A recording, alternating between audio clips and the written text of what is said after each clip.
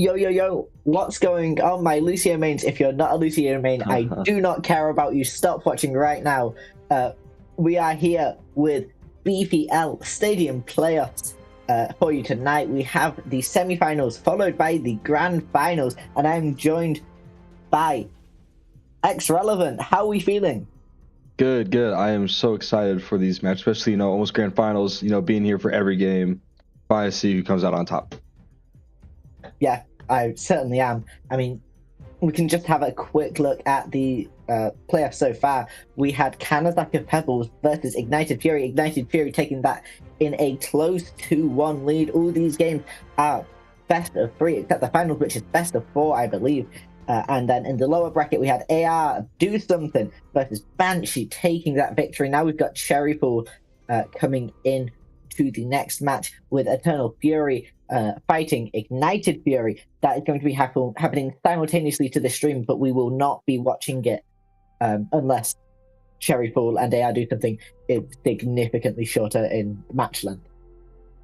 Yeah, and I'm really excited for this, especially seeing, Cherry Fall was over to the group stage. Of course, they get a bye win because, being top 2, you only go next round. But they're currently undefeated, have only dropped 1 game, so they're not technically undefeated. They've lost 1 game, and that was Banshee round 1 in the Swiss match. On the other side, though, they've been in the group stage before. They have beat AR Do Something 2-0 in round 2 of Swiss matches. Of course, AR was probably missing some players. We are expecting them to be out on top here. At least I would like to see Underdog win. Everyone likes to see Underdog win. But hey, we're see what happens. Of course, this game's happening, and like we said, the other games happen down below at a different stream, off stream. So we'll see what happens with grand finals. Yeah, I mean, certainly looking like the favorites to win, but I mean, if I've watched enough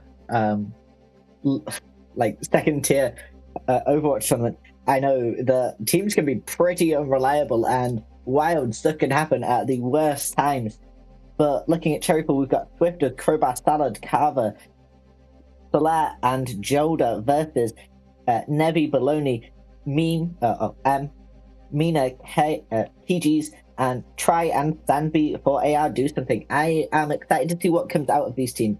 I think Stadium is genuinely something that, although it's a little silly, lends itself really well to esports because there's so much creativity, not only in specific individual builds, but also what team comps you can generate with it.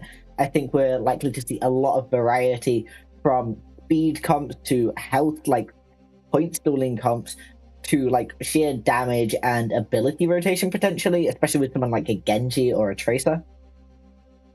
Yeah, I mean, going to this map, we see, we saw earlier days, Mina is a active unit on that Tracer. But of course, Cherry Fall, they have better team comp. Everyone played a little bit of everything. They all play around one another. AR Do Something, anything can happen, but they're kind of relying on their own individual performance.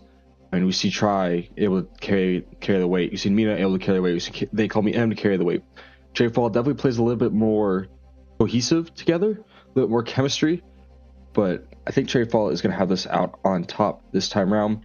Of course, that's just by history, so maybe it'll repeat itself. Maybe AR can break it. Absolutely. Looking at the names here, I do think that AR Do Something is a funnier team name, but honestly, team names only do so much for winning tournaments, and this is relatively chill. No one cares too much about the result of this. It's Stadium. We're experimenting a little bit here, but it should certainly be good fun because, it's Stadium. Stadium's a lot of fun to play and should certainly be a lot of fun to watch, especially when all the players are really good and they've looked through too many spreadsheets just to figure out what the best choices they can make are. Yeah, and we're ready to get in. Of course, we're having bans here soon. I'm excited to see what comes out. Of course, we've seen a lot of Has bans, we've seen Winston bans, we've seen Cass bans. We've seen the Junkrat ban against Jinx last night. But I don't know. I think Hazard can still be banned, as there's probably some build. Winston can just be tanky. Sigma can be super tanky. Cass just has so much ammo on the clip, so much damage. If I'm Cherry Falls here, I think I'm going to ban the Tracer, just because Mina was always on top, able just to be around the corner, keep you at a distance, but you would turn and the whole the team would just fall back and they would squish you in a corner. On the other side, though, for Cherry Fall, they play, I won't say limited anything, but there's not, like I said, it's cohesiveness. You take out one guy's, main one trick does not mean the other 4 people cannot stand up and take that. So with AR do something or Cherry Fall, they need to be more focused on individual bans. AR do something is focused on team bans, more in the sense of who are we not going to use? What will they might use that could affect their team the most? And as you say that, I believe we've seen the hazard ban from Cherry Fall. An interesting choice, probably removing. I believe I've got that right. Probably removing a lot of the tankiness and a lot of the sustain that character has, and then AR do something banning Zenyatta. If I'm reading the graphic correctly. I think the recent draft, someone misclicked on heroes, so things could change. But of course, as BPL, there's always some sort of issue where it's technical. Most time, it's a player issue, player technical issue. Never ever the producer side of things. It's always the players that are actively. Of course not. We're perfect. We can do no wrong. Exactly. So while I wait for the draft to be redone, I would like to see. Of course, I can see 3 Game 7s, but I would like to see a Game 7 at least within this series. We've had one already, and they had one before. So I'm kind of, what does it say? Someone. Oh my God! Of course. That happens.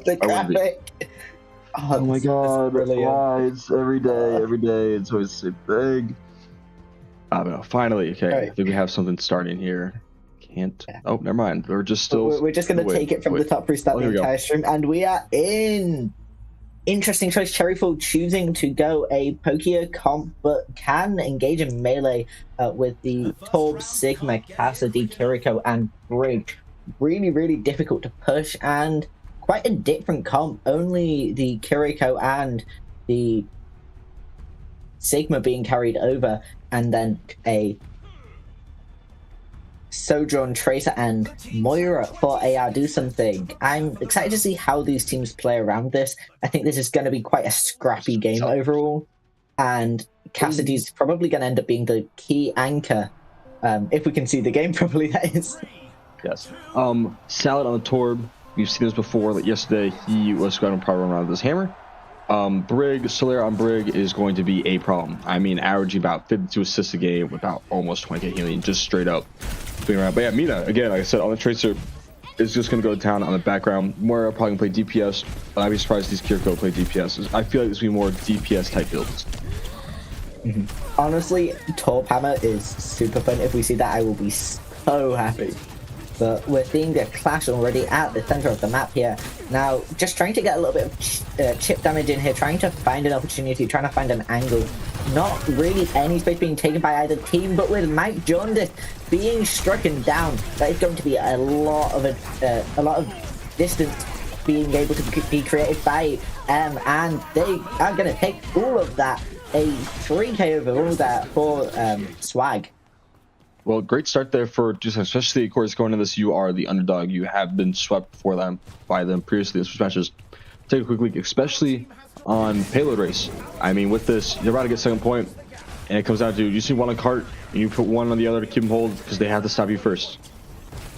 Absolutely, and on a map that you need to control 2 objectives, it's so difficult to track, but Mina able to just be in the backline here and press the damage off of this Stigma, not really getting any threat exchange. The Stigma onto the backline there, able to get a kill onto Soler, misses the rock, but with that I think they have enough distance and more sustain than the opposing team. They should be able to win this fight if they aren't stupid, and stupid they aren't, with Tree popping that coalescence, able to get that confirming hit.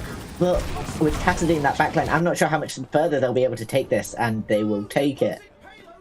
I mean, that's pretty typical. I mean, Do Something did use 3 ults there. They used Pulse Bomb, they used Flux, they used Coalescence. On the other side, Cherryfall has about to have every ult ready to go.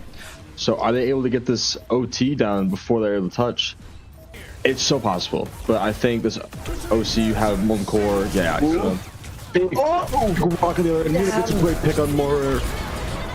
Oh my god, 2 ults canceled on either side. Molten Core comes out. It's a little premature with the early. And now it's almost there.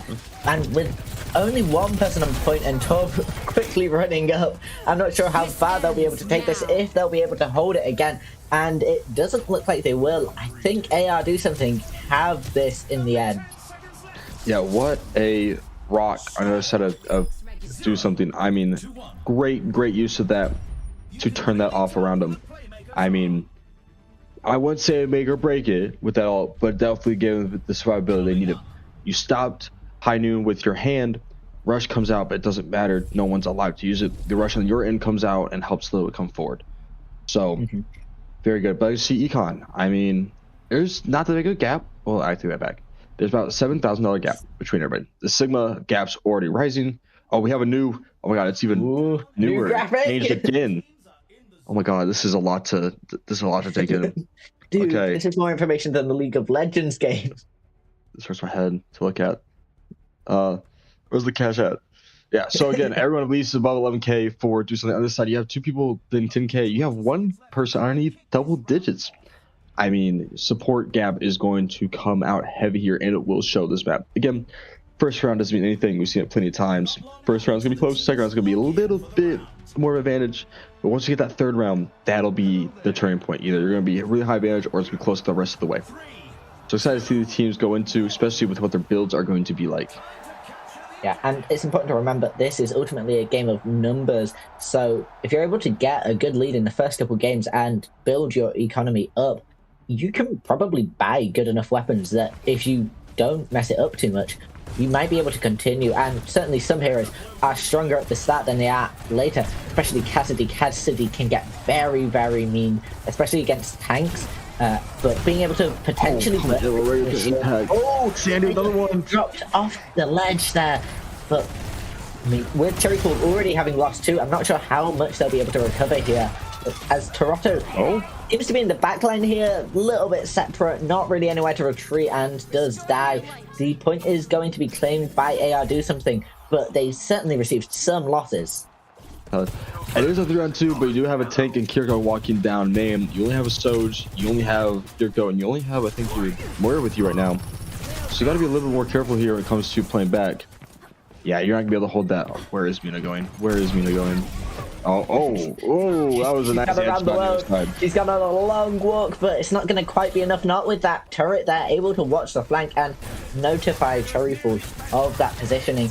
Now, AR Do Something on the attack here, on the upswing, and they're going to be able to shield Sigma off. Are they going to be able to deal enough damage? Not quite. Manages to just about dodge the rock, but on 300 health with a lot of healing just pumped into him, I'm not sure how much they'll be able to push further. Now, Toronto does almost have High Noon. The only really close to being online, except for Cherryfall Break. Now, I'm not sure how strongly they'll be able to use this, but with the flux incoming quicker than I thought it would, and the upswing followed by the sharp downfall. I mean, great use of ults there. I mean, you used Rally, you used Flux, you have High Noon online, you're about to have multi-core. Your Kiriko's kind of lacking a little bit, but that's how to Do Something. You have almost every ult online. You have advantage here, but it comes down to, are you going to play really aggressive and fast here? Or is Sal going to be able to use his multi-core prior to that and just hold? Oh, Coalescence coming out fast. Multi-core is not going to be able to get popped out in time. That turret finding just a lick of damage, but ultimately gets destroyed. Now Toronto probably looking to High Noon here, trying to find an off angle, finds Sojourn, able to deal a lot of damage, not quite gets enough, and with the rock coming in there, will be punished. That is 3 kills for AR Do Something, and I mean, they're doing something, right? Because they've just won. Yeah, and with that being said, I mean, only 2 ults used. Pulse Bomb got 2 Coalescence there to be so aggressive. On the other side, used High Noon, got no value out of it again. So, you're going to have Rush, you're going to have multi-core. You might have your Flux back online before it happens, but they have about 2 more fights. This is 1 fight game. Cherry Politics 1. Oh, they're playing the bait game. They're playing chicken, see who first. It's going to be Tracer, but with Torbjorn popping Overdrive here, and you might be able to get them. Ultimately doesn't. Places down that molten carpet, is not really going to find much. It's going to make a little bit of space, but ultimately that wasn't the best result. I think they were just bidding there for the Tracer mostly. Now, Mike Jordan looking to ult here, likely. Ooh, but it gets reflected by the enemy team. Without the rock to stun him out of it, there's not much you can do, and blocking the LOS for that exchange. Oh, both teams have had losses, but I think that Cherryfall are going to be able to make it. I don't think they'll be able to touch here, Mike. They're great usage. Oh, we're gonna try to stay alive. But breaks on the objective there. No that Layla has a big AoE. You got 3 back. You have 4. You have everyone back. It's still down to Mina again. An entry pick out. It's not a good start. I don't think Keeg is gonna live this. And no, also I think this might be the end for them. Oh, they don't touch. Oof. And then they'll get back on time. That is his foot did touch the ground, but that is unfortunate. I mean, there's only so much heal targeting you can do in a situation like that before it starts getting, you know, maybe we can't sustain this against so much damage, but especially Cassidy. Later rounds, Cassidy can just melt through tanks in like 1 or 2 seconds. It is filthy. Yeah, and still here on, now we're on another control map. Excited to see, but yeah, here we are again. The gap's a little bit closer. I mean, only $1,000 still on the lower end, but now it's a little more even. There's no advantage to be given or gained. I'm looking at Sandy there, going for more, looks like more kunai damage and more kunais. On the other side, it's looking like similar to High Noon. Looking at ability power, looks like melee. Yeah, more ability, cooldowns, better roll, faster handgun. I mean, I just want to see these Sigmas duke it out, because they're not running the same thing. They're running different perks, different main perks. I mean, 2 very, very different builds are now being made by them. And honestly, that's what I love so much about Stadium. It's so creative and it's so analytical. It's so much, but it's also kind of cool. We see 6-7 in the chat there from the players. Oh my god. God, I'm never escaping that. I saw Santa do it on TikTok earlier. It ruined Christmas. But now let's see if either of these can make a happy Christmas for themselves by winning this match here. We see the little robots playing about. That's honestly really fun. Now a split push here with Cherryfall's Torbjorn just drawing out the attention of the enemy team, trying to find some chip damage, taking that off angle through the main objective push area. Now Mike able to deny a lot of space here, able to take the higher ground of the objective, but with Tracer in that backline just pestering Toronto, there's not much he can do in order to try and get picked, especially on 78 health. But the Kiriko Suzu comes out, saves him, and Cherryfall's push has worked. They've taken the objective. Now it's about holding it. Yeah, Mina's still trying to do this chip damage, but this team's kind of too far away to do anything. I mean, just trying to see if they get some injury pick, but your team needs to walk forward here. It's the only way this is going to work. Both rocks getting held there. That's going to reduce the combo potential this team has. And with Kiriko getting low, almost dying, but that character has a ridiculous amount of survivability. And they're missing rocks left, right, and center here. As Salad able to get a kill onto M and finding a second instantly. Just an aggressive Swedish guy running at the enemy team. Yeah, and I mean, Mina gets her one finally, but kind of just too late. Team's falling back, getting held here in spawn around this choke point, and they have Golden Score. They're gonna have High Noon. They have Rush. The other side, you have 4 ults. You have something to your advantage, but can they make good use of it? We've seen only took 2 on these other sides. Wow, just fell over like a sack of potatoes. 2. That's an analogy I never thought of here. But Toronto able to get a kill isn't quite going to be enough, especially in a 1v4, and ultimately dying on the point a noble death, as Cherryfall have made it to 94%. AR still got a long way to catch up. They only just claimed the point, and it's 1-1 overall. Oh, the observers are looking at this camera angle. I want that camera angle. Come on now. Why don't we have that one? Just replace the bot. Thank you. All right, back into this. I mean, again, you have 4 ults. You better have 3. You might to have Flux, but yeah. No ults use only Coalescence Rush. You're trying to be somewhat aggressive. Oh, Flux Yeah, comes and out. it's a lot of melee on the point here. Will the rock come out? two. No, it won't. That's potentially going to be 2 kills for the side of AR here, but they won't find a single. Oh, they find 2 in the end. Not quite the 2 I was expecting, but it's support's still alive, but they will just retreat to the point. And now it's a question of how aggressive does M want to be here. It's a little bit of risk reward. If you can push them really far back, you mean that you get 2 fights before they take the objective, but it can also mean that you're really unlikely to win either fight, especially if your strategy or supports get staggered. I've been playing too much Marvel Rivals. Now M gets rocked, but isn't quite going to be enough. Managing to dodge the response for the ult, and now fighting a lot of damage here in this backline with the overdrive. Will they find another kill? Ooh, with High Noon on the objective, they will not be wanting to peek that. But with 2% left on the point, they need to touch. They've touched. Now, ooh, falling ultimately. The Cherry Pooler staggered. Cherry Pooler split so much here that I'm not sure they can do that much, especially with Break on the point here. Only alone a solo fighter. Oh, big cleanse. Oh, no, not gonna matter. Yeah. You had 2 cleanse, it's not gonna matter. Oh, yeah. Okay, you got a little glitch there. But with that, do something, take the 3rd map. So this will give them a little bit of a better econ boost, as well as, I mean, a little bit of morale boost. I mean, you went down 1-0 pretty cleanly. You went down 1-1, and it was pretty close. And now again, it went pretty close, but you went up overall. So now again, the econ gap winds a little bit more, not by much, only 7 grand difference, 8 grand difference. And then, I mean, now we're on push, so these tanks are gonna be a little bit more difficult on this. Okay, there we go. Nope. There, there we go. We had it. Yeah, there. Yeah. I mean, next round, next round we're looking at the 3rd perk. So that's really when these builds come together. But with every player now having a purple upgrade, they're going to be able to deal a lot of damage, especially Kimon Swag. Having 2, I believe, damage upgrades there is going to be extremely threatening and extremely punishing to anyone willing to peek.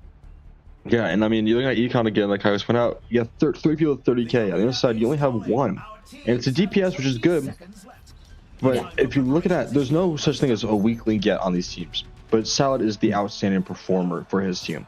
The other side's a little bit more balanced. Everyone's kind of where they need to be, aligned with one another. Try to sit out top there with almost 40 grand within 3 rounds. I mean, that's a pretty good average there. Yeah, and I really appreciate the faster-paced nature of Stadium here. It feels like there isn't a dull moment, which for these teams must be extremely stressful as they're finally clashing in the middle. Mina, having so much mobility, she's fully flanked the enemy team in before the points opened up. Now Brig looking to defend the backline here. Honestly, a pretty good choice in character with Torb Turret having so much health as well. Pretty difficult to deal with, especially when they're just looking for that pick onto Tracer. It does buy the team a lot of space though, potentially, and Torb running into the enemy team will fall back. It's not really anyone's fight to win so far. They're just looking for an angle, looking for an advantage, and I think M's just found it in that kill on Toronto. Able to, almost able to rock the Brick, but not quite. They do have Flux though. Wow, Bosses have Flux. You see Rally goes down that has Rush already. I mean, Cherry Fall does cross. They do have builds where they get that ult within like less than a fight and a half. On the other side, they're starting to catch up with that, starting to find that notion themselves. And AR's control of space is so notable here. They just won a fight with only 1 or 2 kills, and they just won another in a very short amount of time. That was extremely swift here with 1:30 left on the clock. They might even make it all the way. Yeah, I mean, it's so possible. You have 2 ults, you better have Rush code up on the other side again. You better have all 5 ready to go. So trying to bait out this rock, I assume, is what Mike's looking for. There we go. Yeah. Picks up. Looking for that flux. Picking up. Definitely onto backline support here, potentially onto the tank. Able to find the tank just about through the wall, cannot see them. Now the rock comes out, does not quite get them, and the welcome mat it has been laid out here as these teams push up with Solar popping the Inspire. I'm not sure how much they're going to be able to do with it though, as AR do something. have given space, and they are taking it back. No more rock is in the air to be able to take down M if they want to use their ult, but I don't think they have to. No, you have ults here. I mean, you got your ult back before they used one. Sally gets a trade. It does go down. So yeah, last touch here. Gonna have rally. No rally. High noon. Rush. Oh, instant block off the high noon. Having to drop down isn't really going to find a kill. They are just giving a lot of space, yes, but it's ultimately going to be worth it. And they're able to punish Jaundice for it, able to get that kill. And now they can take all the space they want, but the Flux does miss. With Toronto trying to get in some damage, will ultimately die. And the Coalescence is going to be the nail in the coffin for Cherryfall here. AR do something, have probably taken the round. Yeah, I mean, him just got a 4-piece with no ult. The missed ult, by the way. That is insane. With that, yeah, up 3-1. I'll change the course of history. Now they have a like serious advantage. I mean, it's a $13,000 difference. That could, depending on who gets the most, you know, could just outweigh the other side. And especially this late into a game, it's so difficult to recover from a financial deficit, because just one or two more of those high tier items and there's not much you can do, especially when everyone's pretty much maxing out what items they can buy. It becomes a matter of how valuable and how cohesive a build you can make. And at some point, you just buy all the right shit, all the right stuff, sorry, to be able to get whatever you need and whatever you want. I mean, you see, Comium has 46k in the bank, 46.6. The other side, Michael has 36.8. It's almost a $10,000 difference between the two roles. Don't get me wrong, Salad's carrying on the DPS side, again, almost above 10k on both other DPS combined. But Totoro's kind of lacking. I mean, 33 only, while your other guy's doing so much more in terms of just cash. Can definitely show you who is like on the weaker side of your team. But yeah, we have 822 health is insane for a Sigma. I mean, that's too much health. There's no such thing. I've seen baby divas with more health than that. Okay, maybe. Oh, never mind. God. Never mind. I'm being blown away. 900. Okay, that is so much shield. Blue health as well. That's so much shield. So much. But no weapon damage. Just wait till they absorb all the damage as well. That's the thing. Comium also has a lot of health, but also has a lot of damage output. This side is ability, power, and health. So, two very different builds here, trying to sustainability stay alive. But I think Comium has the advantage here when it just comes to pure output of raw damage.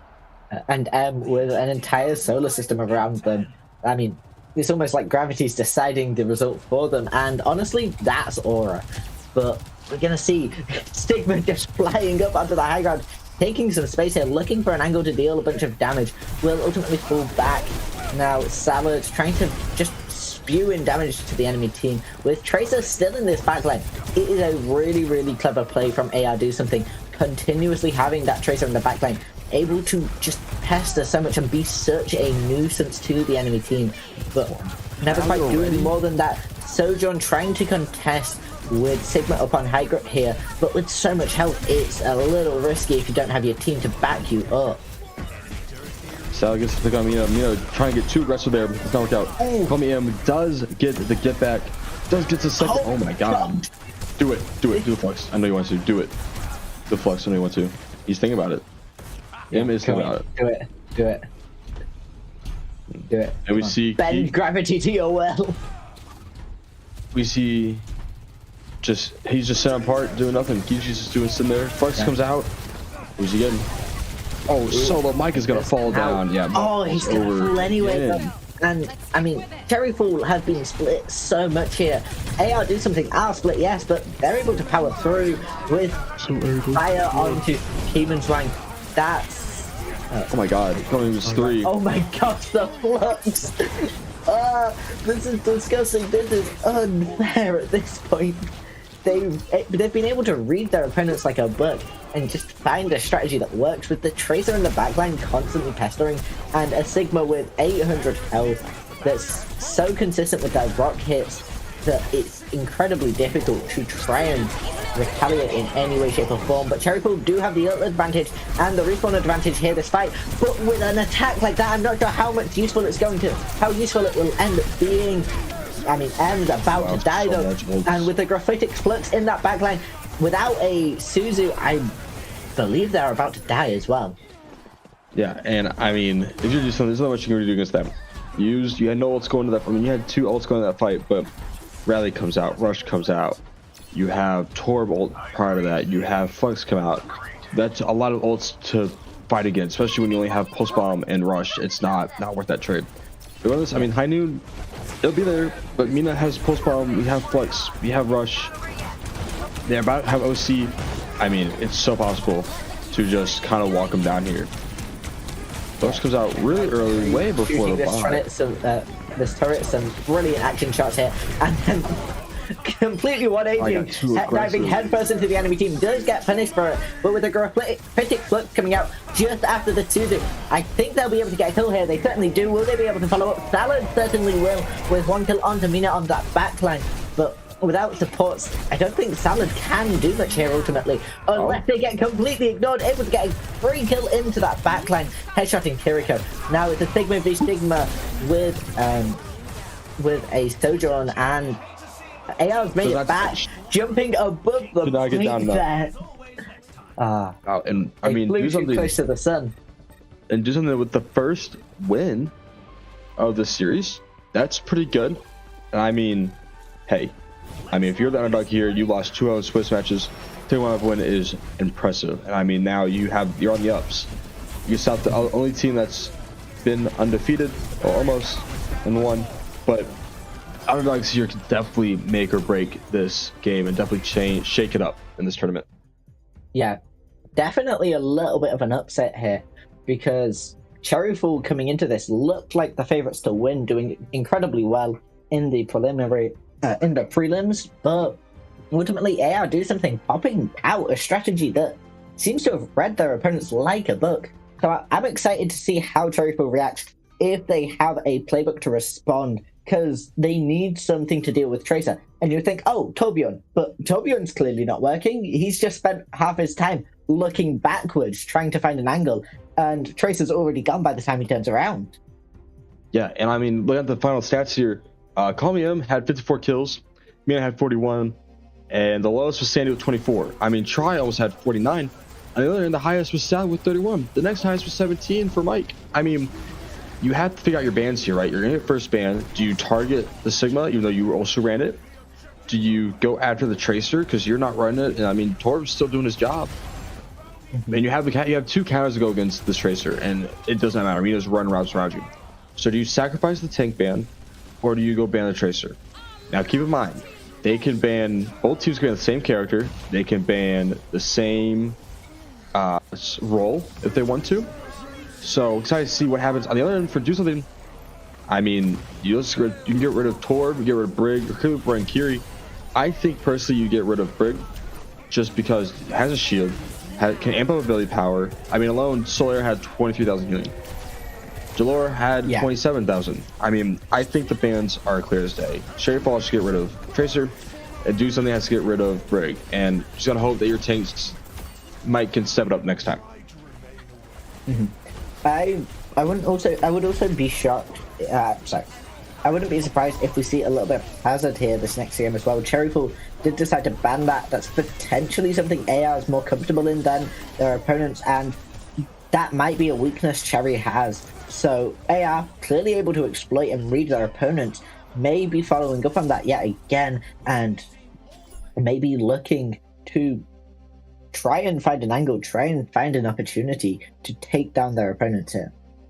Yeah, and I mean, it could go either way. I mean, I wouldn't say me as MVP. Call Me M had a multiple four pieces within team fights. I mean, totally different build than what Mike was going for, so maybe his build was better. Who knows? But again, I think you get rid of the Tracer, you get rid of the Brig. Those are the 2 opposing bans you go for. If you are Cherry Falls, you have to kind of go back to, how do I put this? Back to how it went in the Swiss matches. Whatever you ran prior that's put you 2-0, you have to put it that way. Mhm. And Okay, we see a has-been.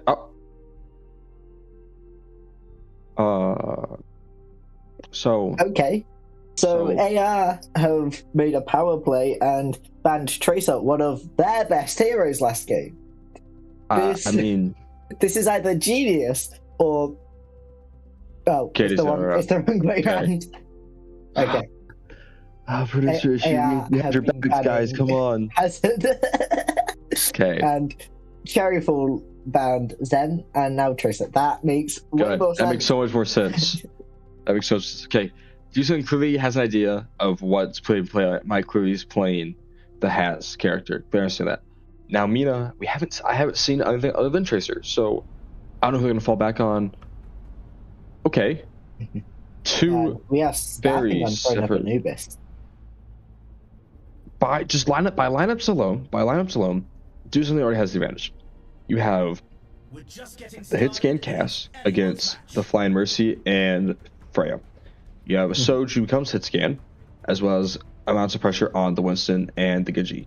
You have Moira, which counters the Genji, and you have a Winston mirror. Yeah. Just by draft alone, do something has a better team counter. Does not mean, of course, it's Stadium, anything can happen, certain builds, certain things. But this first round, based on looks alone, should in hand go to AR. I'm honestly really excited to see how this Mercy interacts with a Freya here. I think that's something you do occasionally see in traditional Overwatch, but not so much. Mercy is often considered to be a bit of a throw pick unless we're in moth meta, but here in Stadium, teams can experiment with what they want, and doing something unconventional can be extremely frustrating to play against, and you may not be familiar enough with it to respond properly. With Cherryfall's Winston popping out some wild movement tech, able to just try and find angles, trying to find opportunities, not really doing much though, just kind of jumping and flailing about, is going to be a little bit of a stalemate. AR do something, do have an advantage on point, and Trigger and Mike is going to give them space to work with, is going to let that Winston take angles and opportunity to deal a lot of damage. And I mean, they've already pushed back to second point by the time they've capped the first. The decoy thing throws me over time. I saw a headshot and I saw nothing in the top right in the kill feed, so screw that super perk, throws me off every time. But I mean, already has Bullet online. We have Mercy's online. Oh, Mina with a crazy start to a team fight. Now AR do something, responding onto the point here, but Ballard able to kill Mina here early on, and Solar just getting stuck on that. Get a gig. Kill her a little bit. Rampage comes out. Oh I think Cherryfall are going to fold, as their name suggests. Extremely ironic. Yeah, you're clearly right. Justin definitely brought the axe with him today to chop him down. But I mean, you have High Noon gonna play. Is he gonna play behind him? Oh, he's coming late. W jump there by M. W jump to get the high ground. But yeah, I mean, last touch. These guys get going. Oh, Mina out already with High Noon. Good trade. Bola goes on nobody. Big old Blade comes out. Is gonna gets nobody. And yeah, I think this goes to do something. Unless looks like it might be able to touch. I think the jump on right. I think this will be a repeat of what just happened. Yeah, it's gonna be tricky for Cherryfall to be able to hold it, especially with Mina popping that ult onto the point here. Able to deal a lot of damage, is not quite gonna be able to get a kill, but will confirm it in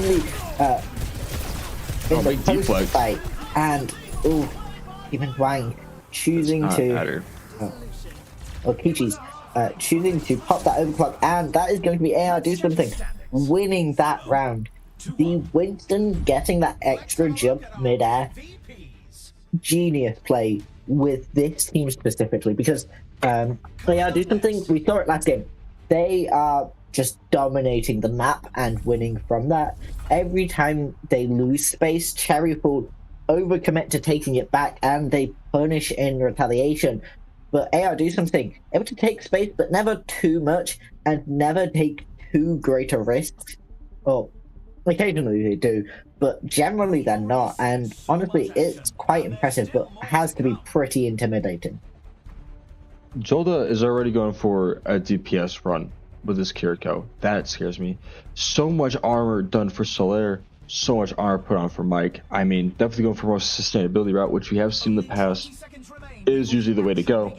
The harder you are to kill, it should means, especially early rounds, you should be able to get more cash for sustainability, able to just track him down the other side. The other side, though, I mean, Do Something just has they have the advantage again. They're up 1. They have big cash advantage. It's not by much. It's only $7,000 difference. So depending on who has it, could be a difference. I mean, yeah, Winston, Fort, almost $4,000 difference. You look at DPS side, it's kind of similar, but a bit more better for Cherry Fall. Support, a bit better for Do Something. So DPS here, Salad could definitely carry, and Totoro could carry here with the picks and chip damage and whatnot. But I think Kalmium is going to be able to put just on a clinic, especially when no one counters him.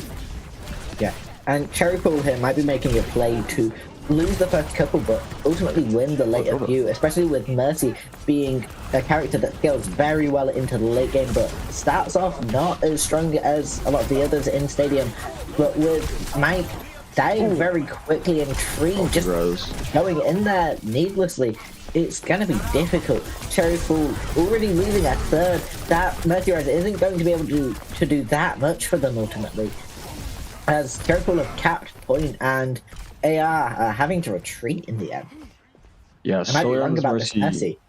Yeah, Solaire on this Mercy is going to be definitely difficult to deal with. I mean, you already have 2 beam ready to go. You have a res. So if you just don't watch who you killed and keep moving forward like they did there, someone will get res and be right back where they started. And I mean, you already see Mercy come out. On the other side, there's nothing ready to go. So Cherry Fall can definitely bunker down here and just hold what they want. But yeah. These Winstons looking extremely difficult to fight, like the world's biggest flies, with Mike dying to Deadeye from Mina there, but you're gonna have to find some form of follow-up, and with both of your supports there, Cherry Pool probably gonna end up taking the lead here, and aren't really going to be able to do okay, wait, they flipped the monkey, wow. The monkey comes in clutch, 81% on the point, but AR have taken it back.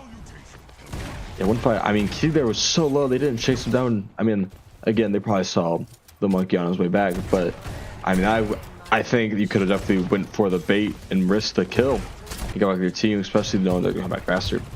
But we have Rampage from both sides. We have Blade.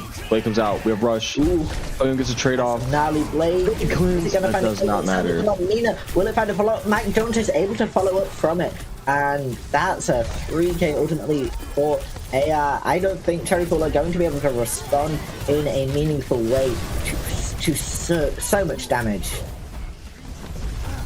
Yeah, and I mean, Dusman has 4 ults ready to go. Sandy gets a nice pick on Solaire.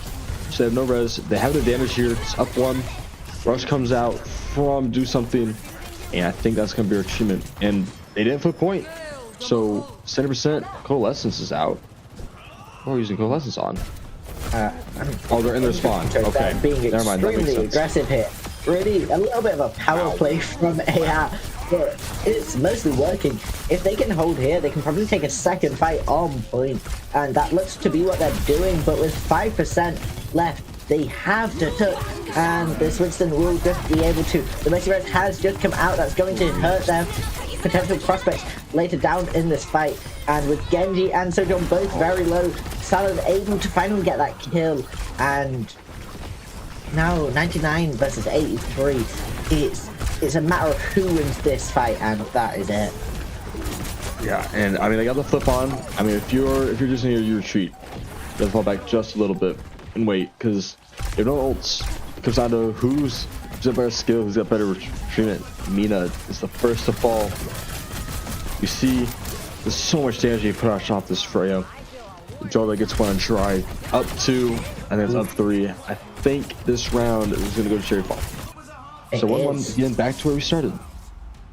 Yeah, and I mean, history's repeating itself a little. Last match was 1-1, and then AR ran away with it. So potentially we see that again. But this Mercy is clearly making a massive difference, especially as she scales and gets stronger, because Mercy gets kind of busted in Stadium, not gonna lie. So I'm excited to see how these teams are able to adjust to it, and if they're able to find a way to muddle through the chaos of every single fight and create an order to the madness. Yeah, and I mean, it's a huge gap now. I mean, 7,000 difference between the second round, especially when you're down 7, you flipped it up to your side. I mean, it's close, but that DPS gap is going to show out. I mean, the Mercy has 27,000 bank, half the health is armor. I know for a fact Air Discipline does not have those perks yet to pierce through armor. Yeah, absolutely. You are looking at the Cassidy and Sojourn. I mean, you've chosen a double hit comp here, which is interesting, and it would work very well against something like Poke. But when you're running Brawl into a team, when you're running Dive into a team that's also running Dive with the central idea being creating space for the pocketed Freya, it's extremely difficult to find opportunities to actually take down that Moth, especially when you've got the world's biggest fly, Winston, constantly on you. Yes, and I mean, again, here we go, Freya, 300 HP. Looks like some regeneration health perk, probably when they're in the air, is my guess. Great first shot. I mean, yeah, just gonna play who can play around this drum the best. There's not no one flanking. There's no one to look at behind you. It is straight up down main. Who can do the most damage first? And just like aimlessly, it's not aimless, but almost looking aimlessly shooting into the enemy team, and they are able to get a kill. So it's clearly working. Now with Mike attacking even further up, pushing, they are going to get a bit low, but they're going to be able to take some space. They're going to reveal information about where their opponents are, and that's ultimately going to be useful. That tech always looks silly, but honestly, it looks so fun to use. Ooh, Mike all the way down to single digits, almost got out, thankfully for Solaire on that Mercy. Yeah, just so much damage. I mean, you see how fast that Sojourn, you see how fast the cast is shooting. I mean, barely able to get out, just trying to keep space, and it's working. There's no entry point. And keep down to Salad. Salad is just trying to put on Clank here with Genji, especially into a team comp that should at least somewhat slow him down. Yeah, I mean, this is an aggressive play with the ult following it up just to save that life and potentially getting a kill onto Salad, but won't quite be able to juggle properly. That's got to be a little bit gutting, but against a hero with such high mobility, it's not necessarily surprising. Now, Mercy still hasn't died this round, I believe, and has a high bounty on, or has a bounty on her head because of it. Toronto looking for an angle, looking for an opportunity to push in, probably going to end up using ult here, especially with Kiriko also having hers. That is going to be a lethal combination, but with Salad popping the blade, able to get a kill onto M, and the follow-up, are they going to find another? They still have 3, 2, 1 seconds on the blade, will not quite, and High Noon is popped, but Mike Jontis knows to get out of the way, knows to break that LOS, and is ultimately going to try and follow up with a kill, will find it, drawing out the Suzu as well. Good pick by Mina there on the support. Mike does get the Soj back. They have no res on their end, so they have some advantage. Coalescence is out, Rush is out. They're doing everything they can. I mean, yeah, last fight you gotta do whatever you want, especially the hold. And I don't think. Ooh, is he gonna really get out? Is it Chromium does stay up due to his backline there. I mean, playing around on a 1-on-4 is definitely scary, especially when you're not far away from your team. Cherry Fool are on 99% here, but AR on 80. It's kind of coming down to this fight here with a pretty far back Kitsune Rush, but it's got enough reach to get that onto point, and PG popping that ult, trying to find a kill. That is probably going to be this pivotal moment in this fight. But not if Salad has anything to say about it. They're going to try and find that kill, and they successfully do. A second onto Kiriko in that backline, and with Mercy dying from Mina, Cherrypool still probably going to be able to hold pretty well here, especially with the Mercy res, but it does fail. Now M's just trying to juggle, but 15,000 health reduced to 500 in such a short amount of time. Oh, big blade, you gotta come out. Close. Oh, he does get one. Can you get one with the blade? I have no idea who's winning, but I think it's Salad with two very, very strong performances Salad get the 5th. in the past minute or so. Salad get the 5th. Oh, dang, Mike stole it. I was a little salty about that. I'd be a little salty, but good 4-piece there from Salad with the blade. I mean, you cannot ask for anything better. Yeah, this is a complete reversal of last game. Cherryfall clearly looking to have the advantage here with a 14k money difference, and honestly, it's showing. The team synergy they've generated in this match compared to last is kind of ridiculous. Yes, and I mean, again, yeah, 660 HP, 50% damage increase for Salad. That makes so much sense why it's just ripping them apart. See, ability cooldown for Jolda, so they're just going for health, movement speed, as well as a somewhat attack speed. Ability cooldown for, yeah. I mean, Mike's perks are more health based, it looks like, not so much putting ability points anywhere, but Salad definitely going for more damage than anything. It is really funny to see, it is really funny to see a Mercy with 30% damage boost. Yeah, how often are you picking up the Glock and putting down the healing staff? I mean, I get you have an ult, you can fly around and get really fast, but so far I think you've been doing more healing. And both teams, interestingly, taking Tuzu here. That's some of the only symmetry we're seeing in this match, aside from Winston as well. But that's potentially pretty hard to deal with because Tuzu's already an annoying enough ability, and when there's two of them, it's double the trouble. Yeah, and we have two very different routes. Playing a little bit slow there, Cherry Falls, and Dewson already kind of holding main. I mean, yeah, holding high ground. Have learned the rollouts for this. Yeah, Comium is trying to get something going, but has no team with them, and they're just kind of keeping them both hostage.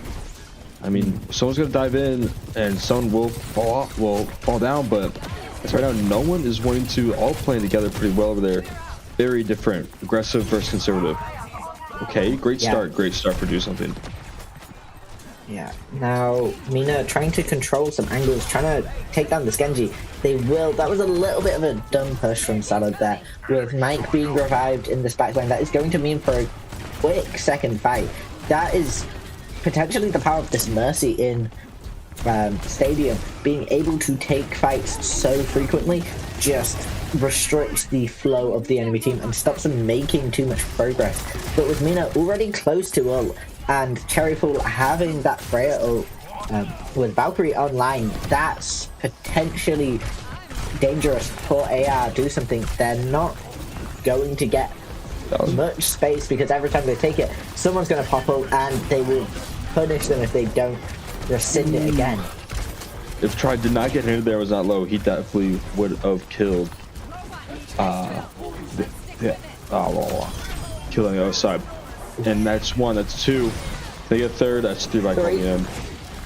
Oh, just got to take out Mike. Three. It's team kill. Wow, that was incredible to watch. Just a Primal Winston getting so angry, and honestly, an incredible display of talent there. That is some serious juggling. I mean, 5 enemies at once. Yeah, that is. I know Genji will exist, but I didn't think Rush from height on the main, Coalescence, both rushes. Sally gets the first pick. I mean, just kind of chase and drop off away from bot.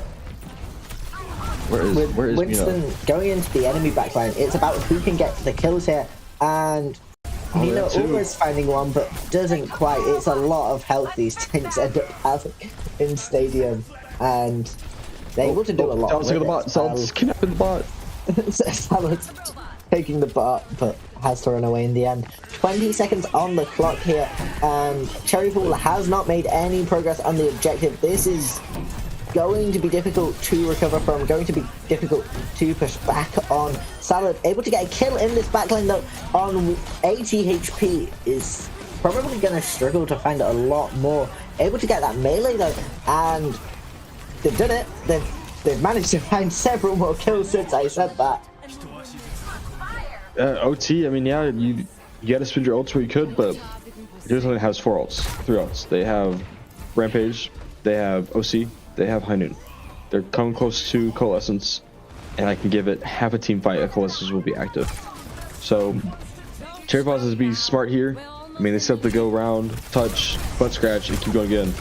So you don't want to be first of all. This could just be the last fight. Yeah, and Salad, well coordinated dive from Cherry Falls, but they get pushed off. Maybe? They didn't touch. They got pushed off by Primal, and that's 2-2. Are we going to see a round 7 here? I mean, it could go either way, but I mean, Cherry Fall is up 13 grand alone in just cash. Just because you lost a round does not mean that gap's getting any smaller. So coming to this, I mean, it's even on the board, but I mean, if you're going to look at to it overall, they have a lot more money. I mean, 52 on Solaire alone. The other sports have 39 and 40. You have 52 and you have 39. The other side is 48 for Salad. DPS, you have no one in the 40s. Tank is on 50, you have Try in the 40s. Other side, you have a 50, 48, lowest 37. Keeg is the weak link right now to his team. I mean, you're 4 away from the lowest person, and you're 16k away from the highest person. So, and I mean, there's not much. They're wrong. It's just not a lot of damage output. A lot of kills being put out, but which matters, but not enough damage to put the pressure on against Cherry Fall right now. And M clearly showing himself as a threat here with by far the highest damage in the lobby. I believe 4 or 5k above anyone else, especially their counterpart. And looking at these builds, they seem to be doubling down for the most part. Kiriko sinking more into ability cooldown rotation. A pretty solid idea. Kiriko has some of the strongest just normal abilities in the game. So if you're able to emphasize that, that is incredibly powerful and useful. Yeah, again, you see Chromium playing so much on the health base. Yeah. Keeg is now playing for the damage. And again, Cherry Fall, we see there Winston, Mike with half of just armor. Mercy with a 1/4 of armor. I mean, they're playing for ability to change things around, but I think Cherry Fall has a bit more advantage here. They have the sustainability, they also have the damage output.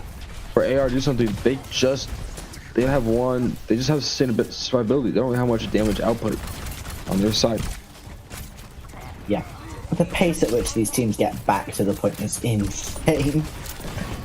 Like, these team rollouts, they're ludicrous. They shouldn't be allowed. But with space being dominated by AR, the support pocket on the high ground, able to get a kill there. But Mina finds one themselves. Now, it's a little bit of a skirmish, a little bit of who can get a split next, from the top rope. Mike's dead. That's going to need a Mercy res for them to have any hope of staying in the fight. But with M killing Mercy and Tree killing Salazar, M killing Shoulder, there is no shot for Cherry Fall. Do something already has 2 ults. They have Rampage and they have High Noon.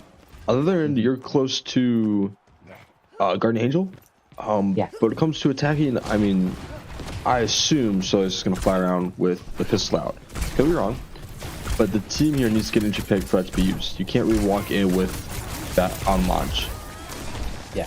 Now, I mean, it's so quick to charge ults here, though. You can do it in one fight because of how much damage and healing you're doing, and we're already seeing it from Mercy here. 2. And Salad really popping off here.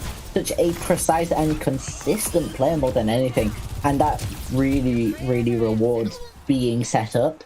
And I mean, 64% on the objective, and Cherry Fall haven't even touched it. They've barely got to look at it so far. 4 ults against 2, 3. Yeah, this is last fight here. You have Coalescence, which is pure damage. You have High Noon, which is gonna play height. I mean, unless you're Monkey gonna get up there, oh, they're just early Coalescence. It's a little bit of a risky play, but it's rewarded. They are able to get he gets a great early kill with a second. Hiding for 3 here. GG's. Insane play. Salad popped Blade. Are they able to get a kill here? Tree just about able to dodge out of the way here, but with so much damage coming on to that Winston, it's going. Wow. They're going to Primal, and it's going to work. Their opponents can't touch. Wow. Almost got there still with that rollout, but again, now round 5, and you're still behind Econ, even with a win. 2 wins under your belt, and you're still, the Econ gap is getting smaller, don't get me wrong, but it's still such a significant gap. I still think AR have this. They've been extremely dominant the past 2 rounds, and coming into this one, the gap's even smaller. Like, they're still in a deficit, which is shocking to me. It just shows how strongly Cherry Fall were, in the sort of early mid game, but ultimately it might not matter. Yeah, and I mean, this again, 900 HP, we got ability power, ability cooldown, 4% now damage, so a little bit less. Oh, dropped it again. 35 ability power. So Sandy's going less of killing here, more sustainability for their own team. Fry's playing a little bit of everything. Mike completely swapped it up, dropped a lot of health for ability power. I assume that means Rampage. When you jump on someone, more damage. If you jump on someone in general, more damage. Bubble's going to be able to take more damage, more just trying to play around as a team. Jolda playing the complete opposite though of Sandy, playing more DPS role. Solaire play a bit more DPS role. So very different sides of a coin when it comes to the support backlines. Mm-hmm. I think Solaire's progression here has been interesting because they've got less health than they did 2 rounds ago, and it poses potentially a little bit of a risk here with the change in combat strategy. They know that opponents have extremely high damage hit scans now this late in the game, so they might not even think it's worth it, and they might be emphasizing mobility and like damage boosting and stuff. But ultimately, it's a question of if they can make it work, and AR's proving that they can't so far. We are a clash trap. I mean, both shots going to keep raging down from top, and it's just going to be who can stop the progression longest. Try with 1, Mina with 1. So they're up 1 right now. It's just damage. Mina with 2. Mina get 3. All right, we're not getting on. So try with 3. Try with 3. That wasn't even close. They just took space and they got kills. Cassidy almost certainly has over 6 ammo right now if he's going for the ammo build. I'm not certain if he is, but they've already capped the first point here, and with the next one opening in 20 seconds, they have 1 fight's worth of time to try and take it. Obito with a great entry pick on Jolda. Oh, gonna try to get Mike. Ooh, Mike does get on a try. Jolda does get res, but at least 2 in the process. Just get res. I'm not sure if the res is going to be enough, especially as Solaire. No. And now it's just a Sojo not even able to... Freya not even able to get back to their spawn point. And with the point half claimed, AR only has to win 1 if they can win it quick enough. But if their opponents keep staggering and resetting, that's going to be especially frustrating. Solaire popping the ult here, get Suzu to free them from the Coalescence's damage. And now it's a little bit touch and go. These teams are both pretty spread across. I'm not sure if anyone's gonna die here, but suddenly the kills come through, and come through quick they do, with AR dealing a ridiculous amount of damage. So much, and they still have Rampage on lock. The battle behind it again. Mina does not even let him float down to touch, just pops him midair. And with that, that is... Wow, we have been upset, ladies and gentlemen. We have AR do something who won 2 matches in the Swisses. And the only loss was to Cherry Fall. And with that, do something moves on to Grand Finals, which of course we don't know who they're going against yet, unless that's been updated. It's people instead of Cassian in the production booth. But with that being said, I mean, this is great work to do something. You have a lot of high mentality going into the Grand Finals. You were underdogs in this fight. You managed to hold your own, and you didn't even let them take a map win, in a sense. So great work there by Do Something. Now, I'm not sure if Eternal and Ignited Fury have finished that match yet. So, potentially interesting to see who AR are going to be fighting next. They're probably going to be looking at what their opponents have been running a little bit and trying to figure out a strategy or a plan. They might just replicate what they did, because don't mess with success, right? Yeah, I mean, you see, they had a good Sigma build. They had a great Winston build. So Tank Komi M is going to be a threat to deal with, dual threat. Mina, I mean, you still got rid of the Tracer, but still went to work with that cast. Sandy and Try, I mean, they went from a DPS support backline first round to a more support backline. I mean, we have highlights, and I mean, look at it. He's just not getting bothered. One, Try gets a second. I mean, Rampage comes out so fast, so soon. Same with Hanun. Like, they've been holding on to these things for, like, you know, within the first fight and a half, and they're ready to go. Yeah. I mean, it's just so much. They have such good builds, no matter who you get rid of. So you have a dual threat over there on Do Something. So your bans, you have to pick them right. Pick them right the first time around and not make that mistake. Absolutely. It is a little messy for these opponents here. They're not able to do much against such a well-coordinated team. They did try to switch it up, in fairness. It ultimately didn't work. The Mercy play, I honestly thought was going to be clutch, but AR just got such high damage from their DPS in the end that Mercy couldn't dodge forever, and they did a lot of work. Did so much work to hit the Blaze, especially on Gigi. I mean, every time Blaze at least got a kill or two, and maybe a follow-up after. But it just wasn't enough. I mean, even if you look at this, I mean, he has 50k in the bank at this time, and no one's close except for Soler. And I mean, again, 1, 2. I mean, just like that, it's just gonna keep going down. I mean, yeah, that's he did sell the best. Streetfall couldn't keep up. Brilliant plays around there. Ooh, okay, so no upset up top. Wow. Oof. Gosh, that I'm excited. I'm excited for this final. This is gonna be fun because these guys have not faced. By the way, they didn't play each other in the Swiss matches, which I don't know how it's possible. But yeah, no, these guys have not faced each other. They have no idea of how each other plays. I mean, of course, you can watch things and whatnot, but there's nothing. Hey, this happened before. This is what we expect. This is how to change it. It is now stuck on. Here's what we can see. Here's what we can watch. It just comes down to, can they face off each other? Are they gonna have a little bit of time to do some film room work, or are they gonna be screwed and just have to deal with it? So it'll be very interesting, especially when they haven't seen each other at all this time around. Now, be sure to stay tuned, because in about 15 minutes we are going to be showing you the final.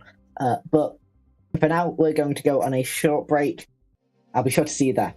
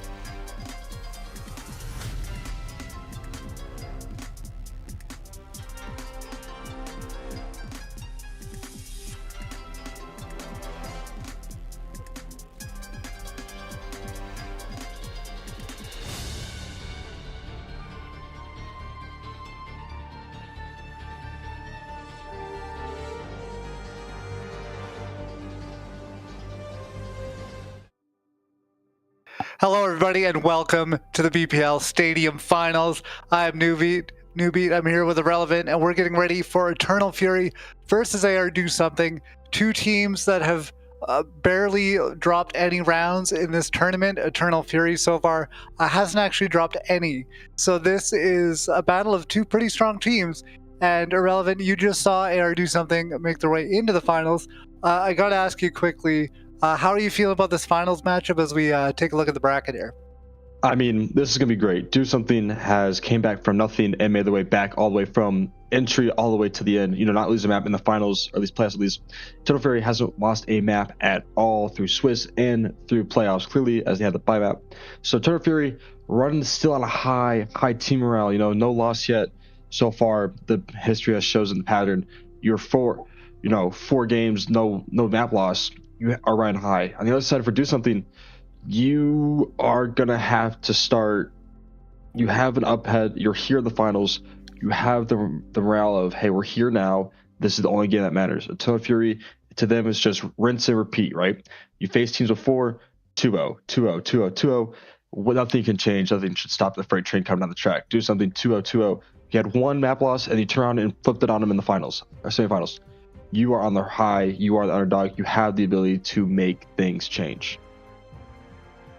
For sure, that's always something I like to watch going into these kind of finals. Is one team obviously is always going to be a little bit ahead of the other. They're not like purely evenly matched, but these two teams here are just about as close as we can get, and AR Do Something beating Cherry Fall in that semifinals pretty much avenged their only loss up until that point. So these two teams are both really strong, and that has a lot to do with their rosters as well. Like we both, you and I casted these teams in separate matches on Friday, and they both looked really strong. Their DPS lines were just out of control. So that's one thing to keep an eye peeled for, is the DPS battle between these two teams.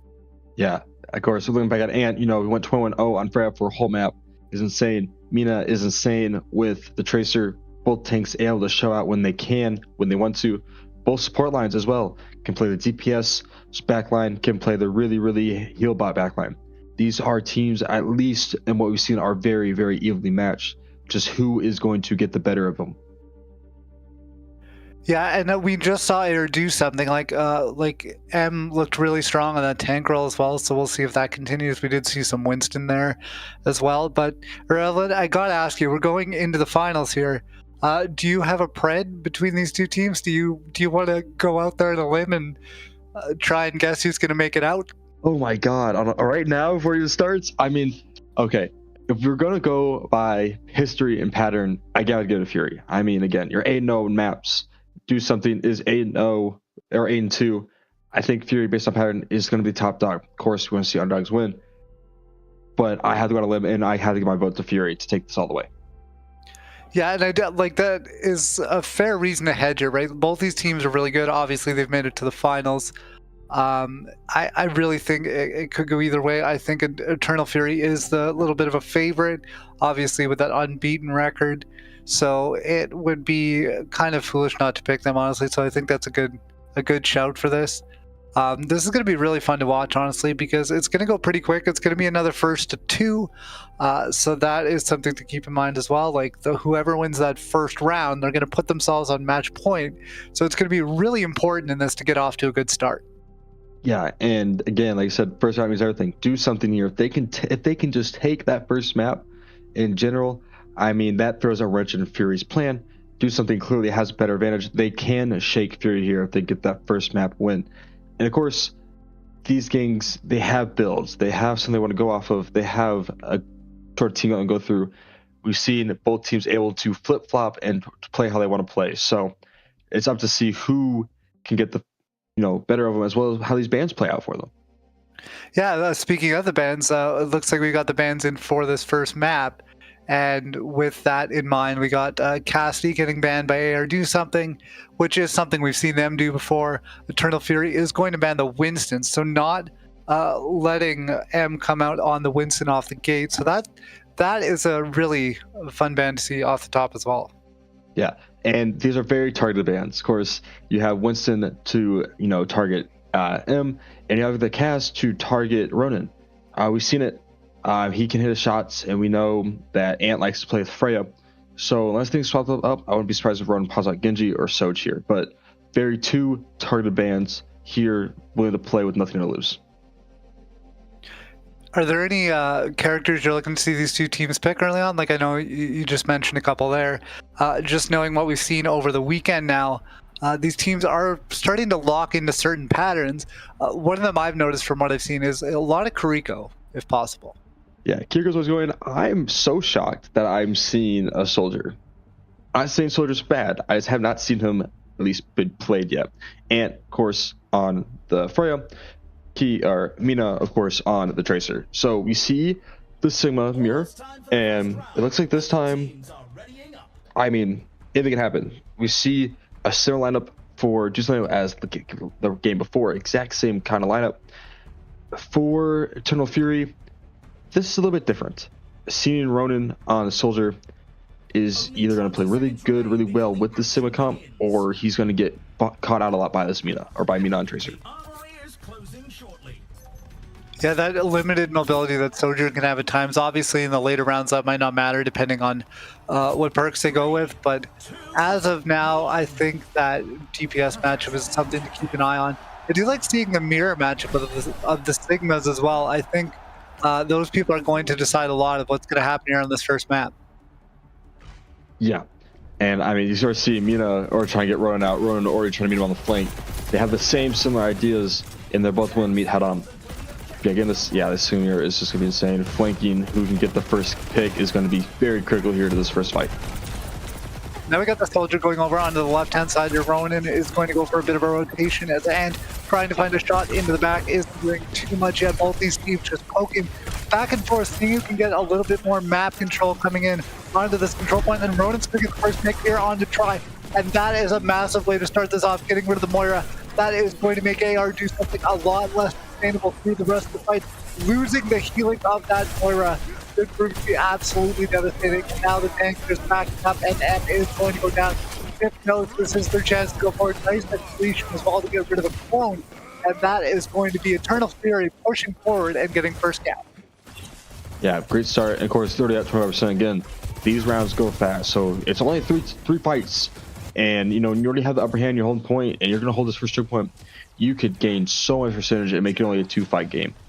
And I mean, ult charge, you always have flex, you always have pulse on the other side. Anything goes. Mina trying to get something going for this team, as we know, is able to just get that first pick and then just room part. There we go. Just to say, because that first pick, and now they're going to walk in on him and just play from the sides. Called that one perfectly irrelevant, and now we got the flex coming out to try and even it out on the other side. Mina was able to find another. Jim trades one back, but still one of the good for AR do something, as they are trying to turn this fight around 73% and counting. This is the fight that AR do something needs to win, and it looks like they will with the cleanup coming through. And you called it irrelevant. Mina starting that fight off with a pick was absolutely instrumental in them winning that fight. Yeah, and they only used one ult. They only used flex on Fury's side, and nothing really came out of it. They got their pick off on the tracer on the other side, but you have pulse bomb, you better have rush, you better have coalescence. OC is ready to be built. Other side, you have Bola, and you have 2 support ults. Juicelino's gonna have a bit of advantage here with having 4 ready to go. And just are they gonna play aggressive with this rush, or they gonna play to be more close? Oh, does not get the, even with the stick, does not get the kill. I assume Clem's came out to knock it out.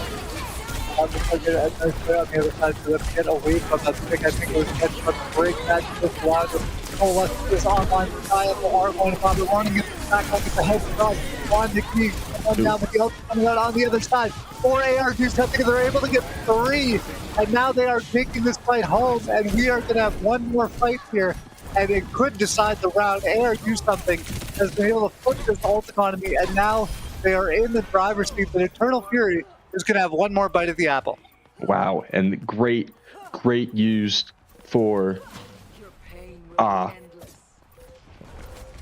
and good thing for do something, especially this. I mean, you still have overclock. You're about to have pulse bomb again. I mean, they have sights. If Ronan can get it going, that's only up. And no touch, big pick there by Keegan M to knock out Simp. I mean, that is impressive. That is a rough way for a run to end.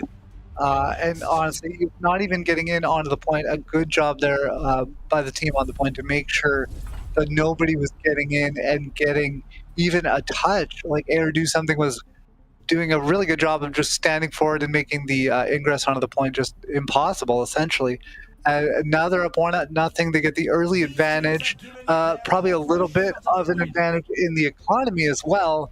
And now we're going through this first buy phase here to see what teams are going to do to make themselves stronger. Yeah, and of course, again, econ isn't that big. It's only $5,000 difference, and of course, it looks pretty even across the board. Sandy up there at 12K, Simp with 12K. I mean, you see Try with 13, almost 14,000. This support backline is already showing to prove that, hey, we're going to put more healing output. Damage ain't there just yet. I don't think Sandy's running the DPS lineup just yet. Probably third, fourth round they'll start get going. But right now, Try does not care to be on that front lines. Yeah, it's going to be a big battle in these front lines, and we'll see what they can do to turn it around here coming into the second round.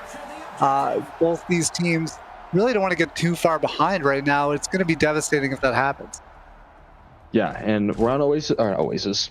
Ilios for a control point. Again, another control map. So, I mean, I'm really excited to see how this plays out, especially, I mean, Mina already running it down on Ant there. Even their Ant's on height, and it's just ripping to shreds. And they're trying to walk away from Mina. Mina does not want to give up on getting the pick first.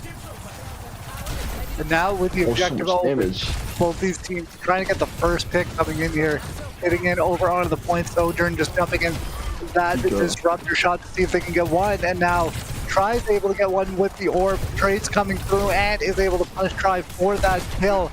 And the back and forth fight continues. Very scrappy right now as it's going to the end here. And Simp is able to find an accretion in on the key. And now with a second kill, this is going to be Simp getting over on the point, getting low on HP though, able to survive. Stay up just a little bit longer before both tanks go down. First tap has come through for Eternal Fury here, but neither team wanting to give up this fight just yet. Ronan's able to find one and then two on the Soldier. Nice Helix rocket onto Mina, and that is going to allow Eternal Fury to hold on to this point and accrue some percentage. A big rock there. I mean, props to Mina for trying to get some going. But big rock is different run. I mean, yeah, you're at 50%, and it's been one long team fight. And Eternal Fury has more to show. You're about to have sights. You have bullet shot ready to go. You're close to Flux. Other than you only have Flux and you only have Pulse Bomb, and that's still ways away from being used. So Eternal Fury, if they can just stay alive here and just maintain control, they have the advantage overall. Mina does not let them have it anyways and gets the first pick on a support. Pika almost gone. No supports for their end. Inevitable with those first picks coming in on through. And now I'm trying to trade it back, but Emma's going to find a 3 spot on the Sig, and that is going to ensure the flip. And I mean, it's looking just like it was last map. I mean, you're 88 up on 88-0 up, and you have ults to use, ults on both sides, and Air Do Something could easily make the exact same thing and just run it down and hold this point for themselves. Now Mina up onto the high ground with the Tracer, trying to pick and out of the air. It's a good produce with this time around. Flux coming in and gets slammed down to 148. They're able to back up and do a lot. And then throw down the Flux of their own. She goes 3 into the air here. Big and that is going to be big as they are able to get ants out of the sky. That's Freya is such a problem when they are live and allowed to thrive. And now Skybeam is going back and pop the rally here on the brig, and is just going crazy on the Sigma right now. The Sigma needs to be stopped. So much kill potential already from the tank. Now chasing down Ronan on the Soldier. Ronan, though, is fleet of foot. They're able to get away and find Mina on the other side of the corner, who finishes off that elimination. Peek it down and out as well. Mina is murking everybody in the back line. And now this could be another round for AR. Do something as they're 93% and counting. Somebody for Eternal Fury.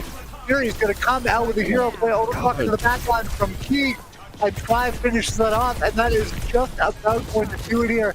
Touch is coming through for Eternal Fury, but it's just not going to be enough. I mean, again, with the just not let him touch. I mean, it's exactly how it was the game before. Get up 88-0. Even ult users on both sides, and Do Something can get that point and just control it. I mean, I don't know if Fury has to just figure out a different game plan. But so far, I mean, controlling that point over time, they fall apart. Even with ults on there, they use one or vice versa, and they just get ran down. So AR doing great work here. 2-0 already onto on the first map. Being first to 4, and you only have. I mean, Econ's still close, only 5 grand differential, but I mean that support line is just doing work. Tri and Sandy are just doing such a better job compared to Pika and Sky. DPS is a little bit even. Ronan, of course, has more money than the other DPS, but Mina, again, because we always see, again, first pick. Ronan is doing their best to get the differential on them by trading out or popping Mina before they can get more. And we didn't see much from Ant this time around. We see a synergy pick, maybe we see some survivability, a lot of, chip damage, but not much heavy lifting. They, M24-3 as Sigma with a GOAT backline. So right now, Do Something is playing a lot more cohesive. I think Fury's playing more of themselves, playing for themselves. One trick, I can do this, you can do that, blah blah. We'll work together. Do Something's more like, okay, as a team, we move here, move there, move here, and we run them down together. So 2 very different approaches to this fight. And I think that's a really good thing to point out as well. Just the strength and honestly kill potential that support line for AR Do Something has had. With the Kariko Moira right now, they just seem to be able to clean up just any low health targets that are around. And it's really a tough spot to come back when those eliminations are coming through onto your front line from the other team's back line. So now AR Do Something up 2-0 as we're coming out here on Paris. Ronan getting off on the side, trying to take this 1v1 with Mina. Has that impact available, but isn't able to find a kill onto the Tracer. Some nice aim there, but nothing doing as far as the way of eliminations go. Trying to get forward here, get the first spot, moving to both these teams, not wanting to commit too hard to get that pick. Of course, Mina is into the backline, trying to get their job done quickly, but has to back out and throw in that recall because they weren't able to find anything right away. And now Am and Mina are in, and they are able to get 2, and that is going to give them a massive advantage in this fight. Am is going to find 3, and now another. Am is going absolutely crazy so far on the Sigma. They cannot be stopped. Oh my god, it gives a big stagger on Ant just before they get to the spawn doors. That is going to be devastating for Fury. I mean, M is just having so much trust in their backline to carry them and keep them up, and it's working. I mean, Mina is using all her cooldowns right now to get in and out of there. Big Rock comes out, gives nobody. Oh, so gets 1, they get trade back. Oh, and M does fall though. Right now, right there, but these front lines are shooting it out. And now with Sandy going down, the Kariko gone, and was able to finally start getting some value on this Freya. And the bot is going to be turned around 38 meters so far for AR Do Something, but this is going to be a decent push coming for Eternal Fury before AR Do Something can get back in it. Yeah, and I mean, get back in. You have Flex, you have Bola, other side, you have Pulse Bomb. Kind of lacking everything else. You're close to Flex, you're close to Coalescence. So this will be a team fight of who ults first and who gets better use of their ults. Rock is used here. If Flux comes out, there it is. Flux comes out, they're gonna double Flux him. He gets nobody. And so it's 1 in return. It's a lot of ultimates being spent here. Now with Em and Mina coming and getting 1 each, this is going to be a scrappy fight coming out. It's going to be tough now with members down for Eternal Fury to stay in it. Now with Em cleaning this up, just the goat of the kill feed right now. Em is just all over the place on that Sigma, finding these hyperspheres in. Tri is able to finish off Pika as well. So Sif is doing their darndest to back out and stay alive in this fight, not get staggered, so they can get one more crack at it with only 25 seconds left to go. Yeah, and they both only use 2 ults on the other side. You're close to OC. Ronan does get the pick on Mina. Finally, Sight's gonna come in clutch here. Might get 1. Big cleanse comes out. Does not matter. Big cleanse from Sandy and TG to keep the pressure on Ronan. Yeah, Rush comes out just to hold, just trying to keep that bottom pushing. This is important now that we are getting into overtime too. AR Do Something, staying in onto the point. They're able to get rid of Ant. Once again, that Freya falls, and M is just all over the place. Keith is going to throw down that AC and now get 2. Mina getting another pick. Overtime turns away, and that's going to do it. And now, Do Something is really in the driver's seat. Ladies and gentlemen, I don't know how you understand, but Do Something might put the first loss to Fury, and it might be a sweep. Not a sweep, technically, but a sweep for the first point of a first two. That, oh my God. I mean, Do Something is clearly here showing out, playing out of their minds, coming from. I think Fury not being able to have that first, getting their free skip to semifinals might cost them a little bit of in-game preparation for these guys.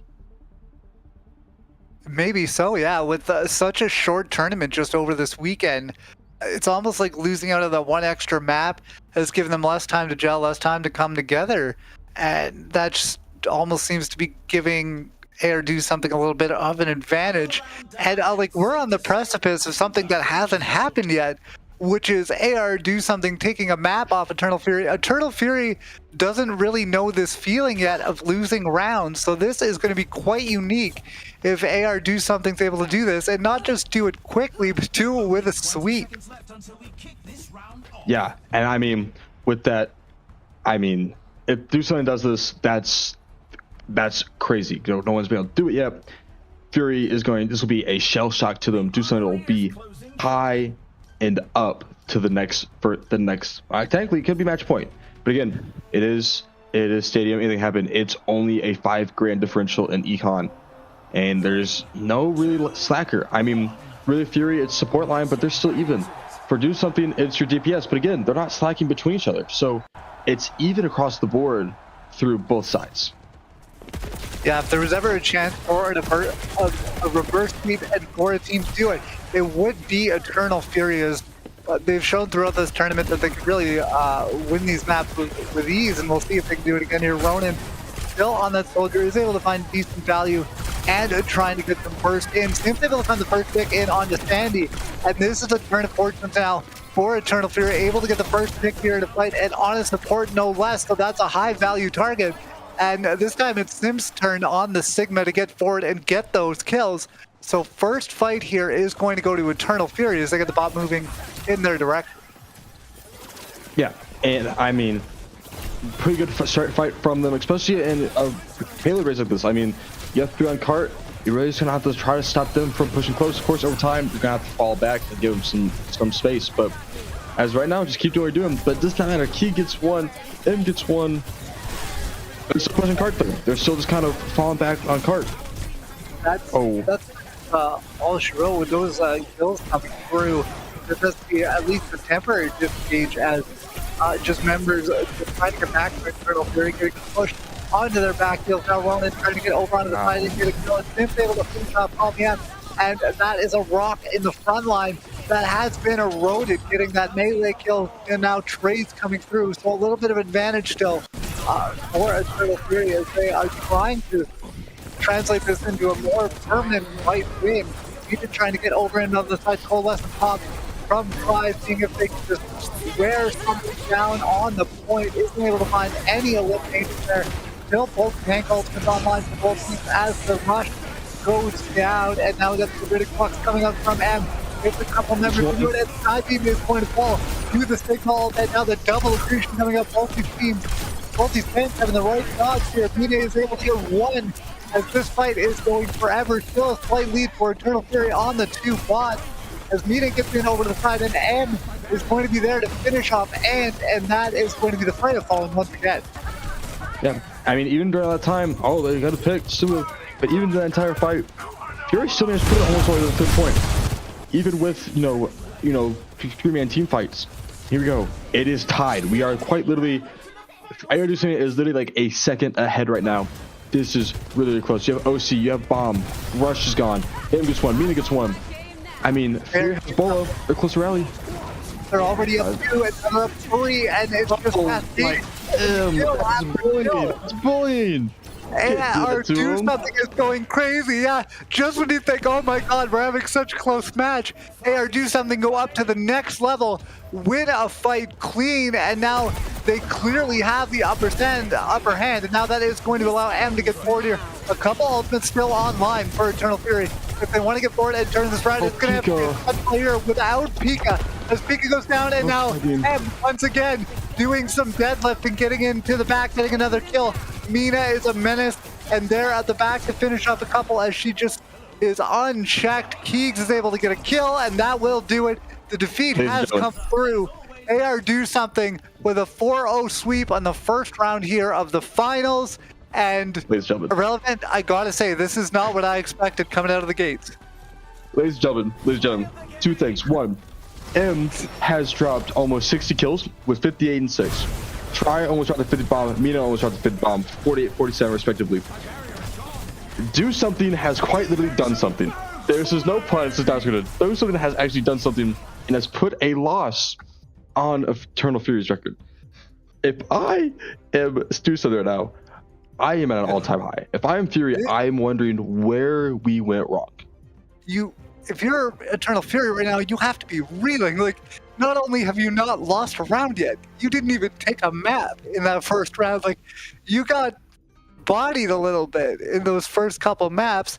And like, I have one thing in my notes I want to read here word for word. I just wrote M went crazy because that's straight up what just happened. Yeah, it's exactly what happened. Also, whoever is in the production booth right now, can you throw up that freeze frame from the third push map with Mina just completely behind that team? Like, Mina is just in the freeze frame. Mina is completely on the other side of the map in their spawn room almost and is flanking.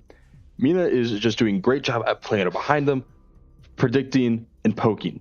And they're not turning for Mina, so they're not giving Mina their full attention. However, she is doing such a good distraction of, hey, you gotta look out for the one person behind you, that anything can happen. Like, that's always one of those conundrum that comes out with a really good DPS, whether, you know, it's a tracer or any kind of other flanker. You kind of have two options. You have the let's all turn around and just get rid of that problem, or let's try to take the numbers advantage elsewhere, ignore that DPS, and try and push an advantage in a different part of the map, which just seemed to be what Eternal Fury was trying to go for. It just wasn't working, and half the time Mina was killing people so fast they just deleted that advantage anyway. Yeah, and I mean, ladies and gentlemen, this goes in. Remember, first two. This is match point. This is make or break game. And don't forget, on the back foot on the biggest stage right now. It'd be different if it was a Swiss match. It's not. This is grand finals. You win or you go home last into the line. So Eternal Fury on back foot. They have to figure out whether they're wrong. Do they want to change bans? I mean, you got rid of Winton, which was M's big gun last round. It don't matter. He still pulled out the Sigma and went to town. And recently got rid of the Ronin's cast. And I mean, it did pretty well. It did pretty well with that ban. Like, I mean, that is kind of funny that they went ahead and banned the Winston, which I would have said, I mean, like, that is one of M's best heroes. And then M's like, fine, whatever, I'll just play Sigma and get almost 60 kills. No big deal. So now, like, there's not a lot of time for, like, a post-mortem here if you're Eternal Fury. You gotta, like, have a couple orange slices and a drink of water and get right back into it, because, like, you don't got a lot of time before we go into this next round, and it's going to be a quick turnaround. Yeah, there's no more planning. There's no more seeing what can change. You haven't faced them before. This isn't some, 3-month-long, one game a week type thing where you can practice and scrim, get to know your people. I get these people how to play each other with once or twice throughout the years. But again, like I said, this is now or never. They get 2 days. They have maybe some practice before they started, when they registered, but they have an idea who to play with. But I mean, we got to fix, point out, we got to point out. There's no blame game, but help each other out, lift each other up next time through. And it's good for them. Like, if you want to look on the bright side, look for a silver lining for Eternal Fury right now. One thing you could say is the maps might be different, because I believe these maps are all random. And then as well, on top of that, obviously the bans might be different next time around as well. So there are a couple things that could change the complexion of this next round. But when you lose 4-0 in a sweep like that, obviously there are things that need to be addressed and addressed quickly. But I think you said it perfectly, Irrelevant. Like you want to have that positive mindset. You want to be, picking each other up. You don't want to get too worked up going to this next match, because if that happens, then Eternal Fury is basically cooked. Yeah, and it comes less of we have a target, we have a considered enemy as a group, to where now we're pointing fingers at one another. We're pointing out, well, it's not me, it's him. Well, it's not me, it's you. And blame game is not getting you far. Blame game is going to turn into okay, because I'm gonna be the main character. I'm gonna do the solo play. I'm gonna carry this team this time around. Or it's gonna be, oh, well, you need me over here. Well, you called me out. I'm not gonna come out over there and help you out of spite. So you gotta keep my positive mindset. On the other side, for do something, I mean, you can point out what you did wrong, but you really did nothing wrong. I mean, you swept the first map against a team that hasn't lost at all this series, has either swept everybody or has maybe lost a map within that map, if anything. But there's nothing you did wrong. You played perfectly well, even with them against you in terms of bans. But going to this, yeah, bans are probably going to be, you assume they're going to play the Winston, so maybe they do Sigma, maybe they get rid of the Tracer, just get rid of the Tracer. Other side for do something. I mean, you could get rid of the Freya, but Ant didn't really show out that much compared to the last time we saw Ant show out. I mean, Ant only went 13-13. Run still went 21-13 on Soldier. Yeah, and that's a really good point as well. Like that is such a huge change. Like for Ant, when they on Friday, like when we saw them, Ant was all over the place and just an absolute menace. And now today they aren't quite having that same impact. So if you think of the difference between the high and the low, it's quite a difference when one of your best players is maybe not getting as much value as they were in previous matches. And obviously that's going to have to be a riddle that's solved as well as we go down the road here into the second round. But like to talk about AR do something for a second, like you got to be on cloud nine. It's almost the opposite of maybe some of the mental things that Eternal Fury have to work through right now. If you're AR do something, you can't get too high, right? Like you can't get like, oh, we got this in the bag, easy win. It's not going to be a problem. Like never in doubt, because Eternal Fury still has the players and the skill to turn this around. Yeah, and again, anything can happen. Of course, everyone has a bad game every once in a while. It happens. Will they fix it? We assume they will. We hope they will. Of course, the other side, they're expecting them to. Expecting to flip the switch, trying to get back in gear. And I mean, it just comes down to who wants it more. Do something's at least showing that they want it more. I mean, you had 3 people on your end have above 40 kills. Kiji almost had 40 with 37. Sandy sat quite low on only 17, but only had 3k damage. So a lot of kills for how much damage was not really outputted. On this side, you only had 3 people above 12 digits, 2 above 20. I mean, I get things don't happen the way you want it to. Plans don't happen. That happens. But you gotta, in a quick, especially a game like this where it's so fast paced, you have to change it up. You have to change it up fast. And I get down the line, you have a build and you want to keep it going because you have something in mind. At first, that first second round, if you could see where things are going, you're gonna have to scrap and start anew. Mm-hmm. And I think, honestly, if you're Eternal Fury right now, I think, this is obviously oversimplifying a little bit, but you maybe want to just focus on getting that first pick in a fight, right? Because how many times have we seen it where, like, Mina or even M is getting that first elimination in the fight, then you're already on your heels, backing up maybe a little bit, losing some space, and then, things just seem to cascade from there, and one domino to the next falls, and all of a sudden, it's 4-0 and you've lost that first round. So like maybe that's a really just a big thing, but a small thing that they can look on starting this next round. Yeah, and I mean, you got to get where you can, and of course, wait for these bans. Of course, drafts happening, picking what they want, but these bans come through. I still think they have to get rid of the Tracer. I think just because M can play either side, can play the poke kick, play the dive. I mean, you can't stop both. I think get rid of the Tracer just to slow out. If you do something, though, you can't get rid of the cast again. Well, you can. They can ban the cast again. I think they stick with the cast ban again. I think they just stick with the cast ban because, I mean, Ronan still did their job. Still did played great and phenomenal. And but they did. Yeah. So, okay. No changes in bans. So what I was saying about, the bans changing for the next round, apparently both teams are happy with running it back. I gotta pour one out for you, Relevant, because that's, I think, almost every map we've casted together where the cast has been banned now.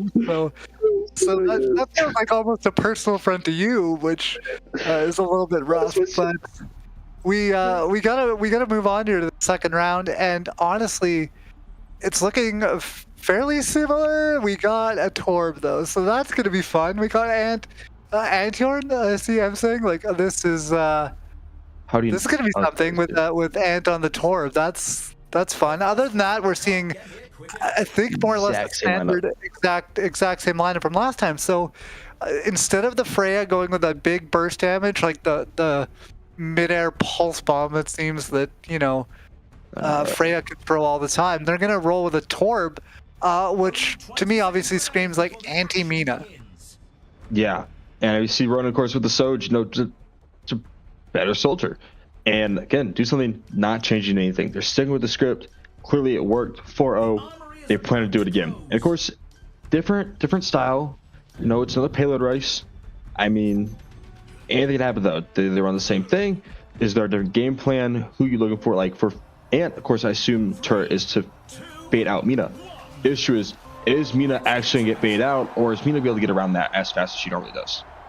I do like Ronan going over to the Sojourn because, like, don't get me wrong, Ronan was pretty good on that soldier, but I think the Sojourn is just a stronger hero just on paper, so I think that's going to be a boon to them, and just as that Leagues is going to get that first rail shot onto Ronan and says, welcome to the Sojourn duel. Let me welcome you in with a shot right to the head. And now that is going to allow Mina that extra space to get in over onto the side. They have Tri with them, and Keegs and M are going to combine for another 2 limbs. This is going to be AR do something, really falling into lockstep now with each other, totally in sync, winning these fights. And you just want to keep this momentum up if you're AR do something, and that's exactly how this has started. Yeah, and Kiji's shown out that, hey, there's levels to this stuff, right? You can play Soji the other side, does not mean I will show up, but points still moving. You have 2 on defense, you have 1 on cart, and they're just pushing. Mina gets Ant, gets the turret. Mina's showing, even you can counter me all you want. Oh my god! But it's gonna absolutely show. Oh my god! I mean, Mina can just run rough shot in backline now, but they don't have to worry about that Torbjorn. But I'm reminding us that these tanks are mechanically gifted, and they will show it every chance they get with a huge gun coming out there. And now the lead is still growing for do something, just pushing it. It's in almost at another checkpoint. 80 plus 80%, 43, and now Mina's just bullying Ant on that Torb. Like, hey, I need a Torb to get rid of that Tracer, and it just ain't working right now. No, Mina has Ant's number, and we're going to see it again. Mina's going to have 1 DPS number, and is just going to bully the entire time. And we see a corner, that cart, no one's on it. They're in the final stretch here. We have Flux. Postman was already used. You have Rush almost. Colas was used. No Rock. Big cleanse. I don't know if it's going to be enough. Everything coming out there now. Tries able to get rid of Pika, and that is going to cause a real issue for Eternal Fury, trying to stay in onto this point. Zip is going to fall. Sandy is there with the final blow, and now this looks like it's all over. But the fire, Mina is still in the back bullying, and that seems like a trend that will continue until morale improves. Ronan trying to find any kind of pick with that Soj, and they do not, and that is going to be AR do something, winning the first round map here on round 2. And this is looking more and more inevitable for AR do something. Eternal Fury's got to figure something out, and they got to figure it out fast. Yeah, I mean, you go through the entire thing of, being, top dog, no map loss. And a few games I was looking through during that little break, there's some map losses to some teams where they lost maybe 1 or 2. But I mean, right now, you're on a 5-0-0-5 slide in grand finals. Things are not looking good. And even with the differential, the counter 0-4. I mean, you see 1-1. That's all you see on that side. 1 kill. And one of them's from the support line. I mean, just nothing's clicking or working for Fury right now. Do something just has this full control and is just dog walking Fury like it's a Swiss match. Like look at the deaths. Look at the deaths. For zeros across the board. It's just absolutely ludicrous what is happening right now. I mean, this I did not have on my bingo card. I could have made 100 bingo cards. I don't think I would have had this on any of them. Like, I just really thought so far this would be a lot closer, and I still don't want to, write Eternal Fury off the rest of this match, but they got to start doing something here. Yeah. I mean, I could have given myself a billion chances and a million guesses, and I would never guess this to be the outcome. I would never guess that it would be a sweep on one and then a start to not even get a map win. Again, it's still early though. Not big advantage, right? Econ is less than 10k across Mina. Already with the entry pick. Has been done. That's 2 for Mina on the support line. Can we get a third? Mina, do it. Do it, Mina. Already just going absolutely crazy. I mean, she's not getting the final blows in there, but she's doing just about everything else on that Tracer. They just have no answer right now for Mina. Mina is going crazy, and that is just making it easy peasy for everybody else to get in and get these kills. And now Mina sneaking around the side. I mean, if there's a pick off here early, it's gonna be a really bad look for Eternal Fury. Yeah, especially your top dog. Everyone coming to the playoffs was scared of these guys, right? Run it down, make it seem like it was a piece of cake. Mina, again, is in their spawn, and it's just plain height. Ooh, Ronan finally shuts him down. Finally shuts me down. They have the numbers here. Can they make it happen, though? Can they make something out of this? Hopefully so. They are going to throw in a couple of abilities early to try and pick them up. M has evened it out, however, so that pick from Ronan is going to be negated. Now it's going to be a little bit more important. And Mina is already back on that Tracer. So quick just to get back into the fight, and all of a sudden it's looking rough for Skybeam. They are going to fall to the floor, and now it's going to be the Torb in real trouble once again, getting down to 1 HP, and now Try is going to throw down that Coalescence, and everybody is going to be washed clean of their lives, and that's another fight win. Air, do something. It's going to take the first round here. I don't think anyone can touch, and they cannot. Even with getting Mina out soon, and I get it, they're in your backline, and a number is a number.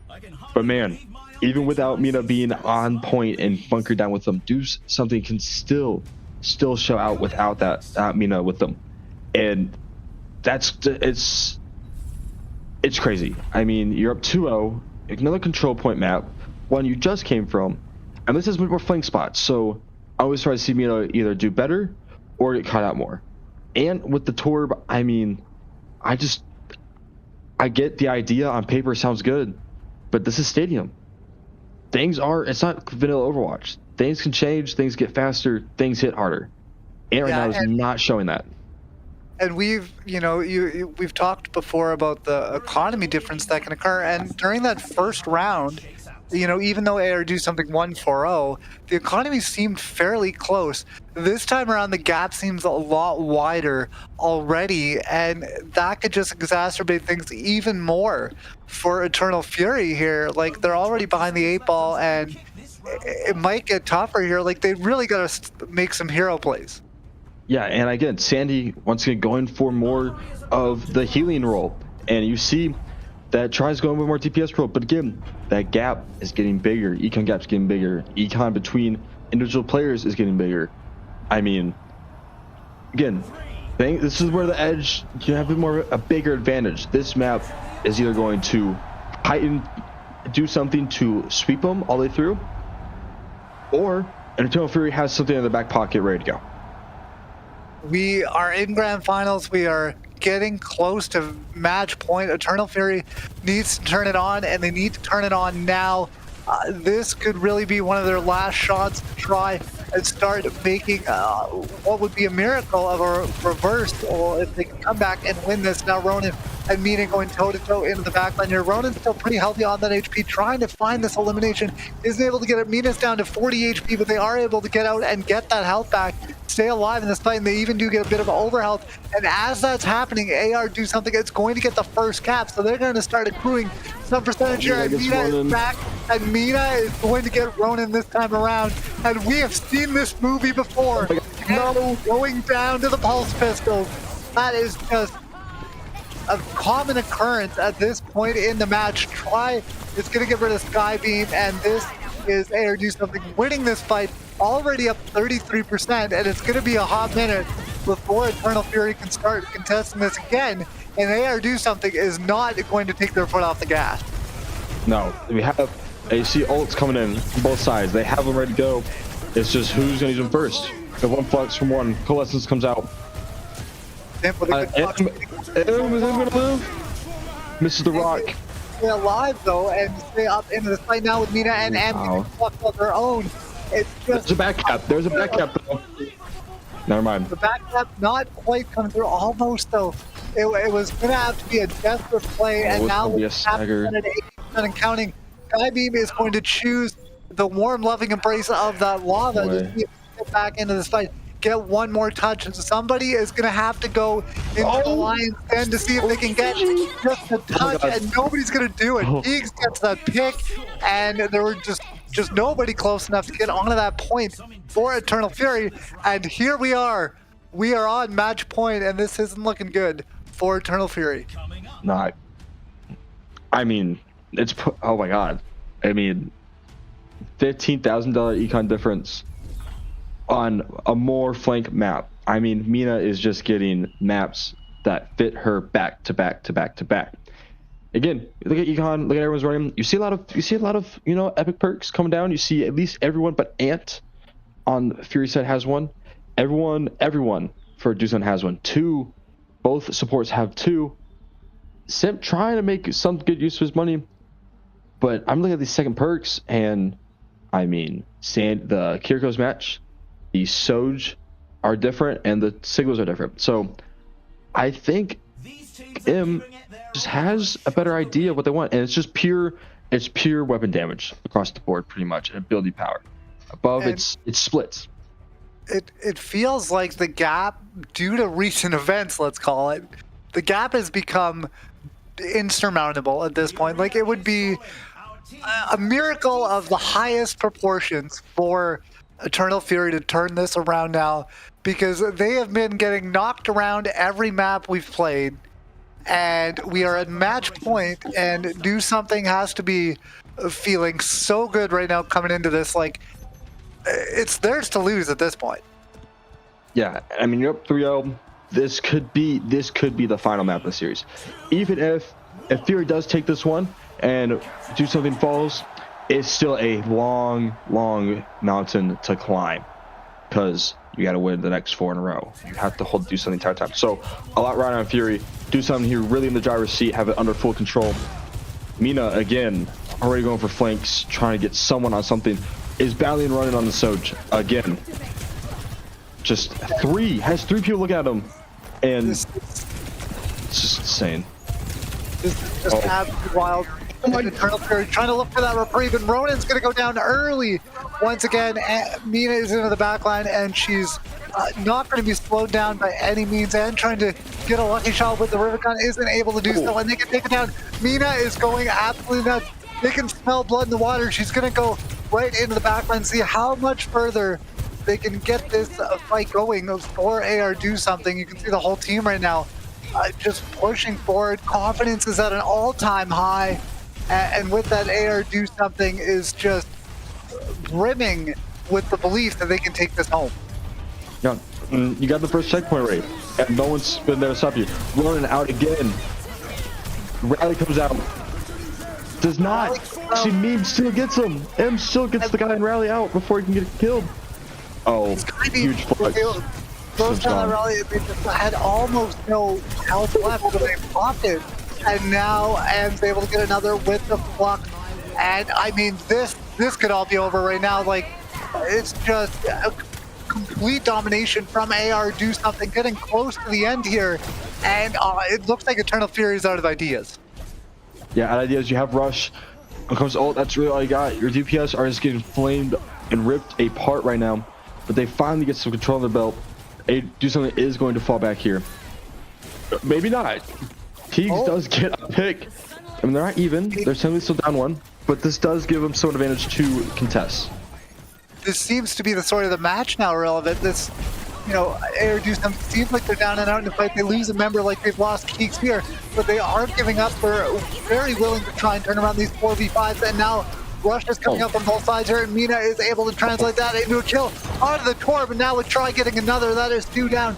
Do Something back on top, and even if they lose that member early on, it doesn't scare them at all. They're still willing to get into the back line. Stusa comes out, and now Mina looking for that pulse bomb. Keeks is able to find another in on the Skybeam, and now Keeks is cleaning up. Zip only a sliver of HP left, and they go down 40 meters, and now there's going to be more. Can AR Do Something? Finish it here. Eternal Fury looks like they're out of gas. Cheese gets him out of the spawn doors. Tries to do that. Misses the cleanse. I'm not gonna say it's too much. Rally comes down to point. They have 3 ults coming to this. Fury has the numbers. Juiceland only has 2. Flex is getting built though. I mean, two OC comes out. A trade? Overtime now. Like this has to be it right here. Ronin at 17 HP is able to steal the bot, but this looks like a very momentary save at execution. Mina's able to get another. Mina is still alive. Mina still has a pulse bomb in their back pocket, but she doesn't get to the health pack before they get taken down. So overtime still burning here, and by the thinnest of threads, Eternal Fury is still alive. Big rock and goes down. Coalescence does come out. Gets 1, gets 2. That's 3. I think that's it. I think gonna be it right there. That's insane.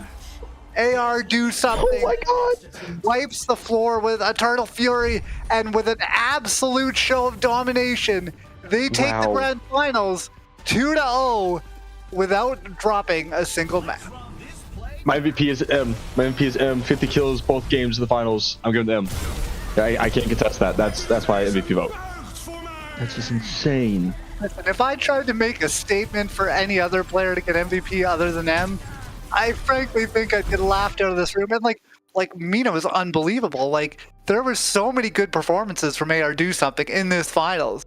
But even with that in mind, M was just a cut above the rest. Yeah, and I mean, Do Something able to come down from, I wouldn't say the bottom leaderboard, but go from entry to quarter to semi, or quarter semi, and then grand final, and take it all the way with no losses, to then full holding the reigning, powerhouses who haven't lost a map, to double sweep them in the grand finals to beat them 2-0. I mean, that is insane work by Do Something to get to here how they did, and how to capitalize upon their ability to be better. And as we take a look at some of the highlights here, like you can just see just the skill shining through, and like Ronin has some good moments, but like that accretion is just out of this world. Like it's so good. It's so good. Like Mina looked like they had an extra 600 HP for most like, and they just could not kill the Tracer in the back line, and you can just see them just terrorizing the supports, and it doesn't help when the Moira shows up to throw the Coalescence down as well. Yeah, especially with so much ability power given at Perk, and so much just weapon power on M. I mean, they go so great together. See with Mina with so much weapon power, it's hard to stop all 3 of those, especially when Sandy knows that their role is to play the heal bot role, and they're okay with that, and it works. So great team cohesion by them to figure out what they want to play and how they played it. For sure, and this map really epitomized, I think, as well, the snowbally nature of Stadium that could happen. Because I mean, we both know, and we were talking about how good this Eternal Fury team is, and it just got further and further away from them as the game went on.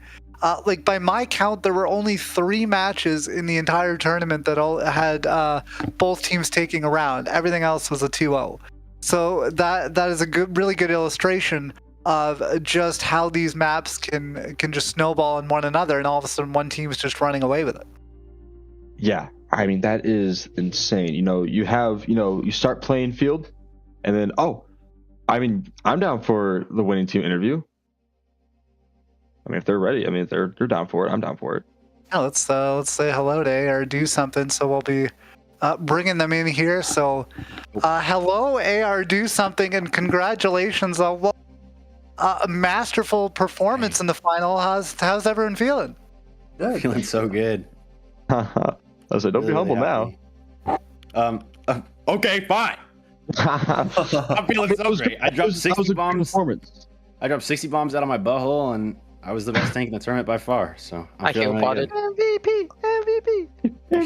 I'm blushing. Okay. No, that was great. I mean, you guys came in knowing you guys weren't the favorite ones to win in terms of just past history, past games. You come from entry, semi, finals. While Fury skipped, didn't lose a map, didn't lose a playoff game, came to y'all, and all of a sudden you guys double sweep them for a sweep for the grand finals. Mm-hmm. It's gonna be high energies in that comms. Yeah, if I'm being honest with you, it was the opposite. Like map 2, we were just quiet. we weren't saying anything. Of course, we were commenting and like what you need to say as an Overwatch team. But when it came to like in between rounds and like discussing what we usually do for like actual game plan, we were just dicking around. I think by the time like round 3, round 4, we just knew. And I think that this is a team that, as much as we've, this is a weekend tournament, we've only played for 3 days together, we have improved as a team. And like, as a captain, this is the most fun team I've ever played with.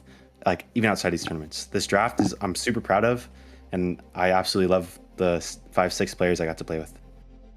Nice. Yeah, and that was a really good answer there, because I had a question for you and you answered it, and then you answered the next one I thought of. But I'd like to ask is like, just what are your overall takeaways from the tournament? Like, what did you really like about it? Because obviously, Stadium isn't a format that we always see. But I mean, you guys, you all looked like you were having a ton of fun out there. And yeah, if anyone else wants to answer, for sure, go for it. But I personally just want to say, like, playing tank in Stadium is one of the most like fun things as a tank player to do, because I just don't have to deal with being held back by what constantly happens in Overwatch, where I just get nerfed to oblivion, or I'm too strong and everyone hates me. So being like a middle ground where I felt so impactful, but I felt like I still needed my team to do really well. So it's definitely like taught me that Stadium is low-key like a viably fun game mode. And the people who play this, I'm not gonna like laugh at them anymore, because usually I'd call them like Stadium Bob. No, those guys are based as hell. Yeah, no, not gonna lie, gonna cue this every once in a while now. Yeah, for sure. I think there's a lot of skill expression in the way you can build and sell everything. Like, something that I do a lot when I play this game is I focus early on buying like weapon power, ability power, no survivability, so I can do the most like damage and healing as possible to get more money to have better builds in the future. Yeah, Try is literally MVP farming. It pisses me off. I got the heal bot with 2 scissors. I seen that we were talking about like Sandy does the role of, hey, I'm playing heal bot, here go. Amara's gonna do all the work for me, I'm gonna keep everyone up, and it worked. I mean, it's good. It's like these roles are here for a reason, and it's great that you guys know your guys' roles. Regardless of the team, it's not someone trying to be, the main character. They have to be the person that carries. They have to be the one that does the most. Everyone knew what they had to do, and everyone did it like flawlessly in this grand finals. Yeah, and shout out to Mina, who's not here. They did phenomenal. Oh, Mina dude, that crushed the Tracer, tournament. easily the best Tracer in the tournament, like hands down. And we didn't see it too much, but like people were banning the Tracer because it was just so irritating to deal with. So like, yeah. Like, honestly, I'm gonna be scared of Mina's Tracer killing me in lobbies that like she's not even in, because that's how good that Tracer's been. It's crazy. And then speaking of shout outs too, is there anyone else y'all want to shout out while we got you here on stream? I mean, he's here right now, but shout out Baloney. I showed up to one match, and then Donald had some stuff, but I mean, he was here supporting. He was in VC for the last game. Got his one. Literally. I've never played Stadium before this shit, bro. This is a great experience. Fun. Yeah. Shout out to him for trusting me and letting me play Moira every single map, no matter what. I wasn't into it. When Tri said Moira originally, I wasn't into it, but I'm the kind of guy that's like, just let your team play. Shout out to you guys, casters. Love you guys. Shout out to Prod. Shout out Jimmy Blanca, bro. Shout out Jimmy. Yeah. B. Go. And then shout out Minecraft. You guys gonna play this? Yeah. You got that Minecraft baseball. Yeah. Goated. I do have a Minecraft baseball game tonight. I gotta go to that. You're gonna lock in, dude. God, guys, that's insane. Brian never stops, bro. That's true. That's true. Well, yeah. So yeah, thank you guys so much. Yeah, no problem. It was a pleasure. Irrelevant. Is there anything you wanted to add before we let the champs go here? No, you guys did. I mean, the only thing I'd say is you guys did phenomenal. You guys beat against all odds, and beat top dogs. I mean, that's super, super impactful. And hopefully, as we get like BPL leagues and stuff go on, this helps your guys' draft stock go up. I pray for y'all. I need it. He needs Hell it. yeah. He does. Another one on the board, baby. Not so much. Thank you for the cast. Thank you. You guys did it. I mean, it was our pleasure, honestly. I would watch Stadium like that all the time. I don't play a ton of Stadium, but like watching that makes me want to play more too. Like, it was just cool to see what you all could do with all those different heroes. And I really enjoyed it, and I know I'm speaking for Irrelevant as well, saying like we had a great time. And once again, like congratulations, you guys.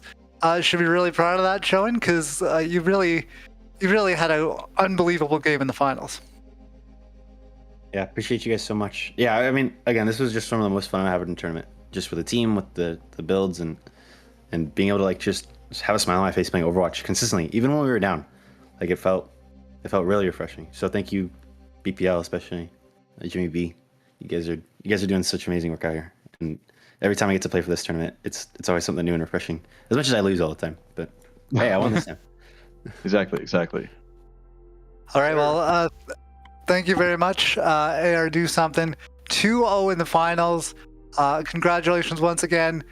They were absolutely amazing in that last, like those, I was gonna say that last map, but like those last 3 maps, like we were like, oh, maybe Eternal Fury can do something to come back, and then it was like, nope, never mind. Nothing happened. So before we say goodbye one final time, Irrelevant, I wanted to get your final thoughts just on the tournament as a whole, and just how you felt about this whole experience. It was great. Like you said, makes me want to play the game, want to play Stadium more. I mean, I am I'm a competitive warrior. I love playing my support role and playing that, 4 hours at a time. But, every now and then I need a break from that, the vanilla competitive. Stadium definitely is showing out, like, there are better ways to play this. It's not just, you pick a player, run a build, have fun with friends. You can make it competitive and make it super, super interesting at a higher level. For sure. So with that, I love those final words, and I think that's going to do it for us. So for everybody, for production, like we got shout outs for Jimmy B already, but the rest of production as well. The whole BPL team, if you've ever been on this side of the camera where I am, you know that the prod and everybody doing stuff behind the scenes are just the best people to work with. And I was so happy to be a part of this tournament. So thank you to everyone that put this on, and thank you to all the players for giving us some really good Overwatch to watch this weekend. It really made my weekend better. So I got to be selfish and be happy about that. But with that all in mind, I believe that is going to be it for us. So thank you everybody for watching, and hopefully we'll see you back on the BPL channel soon.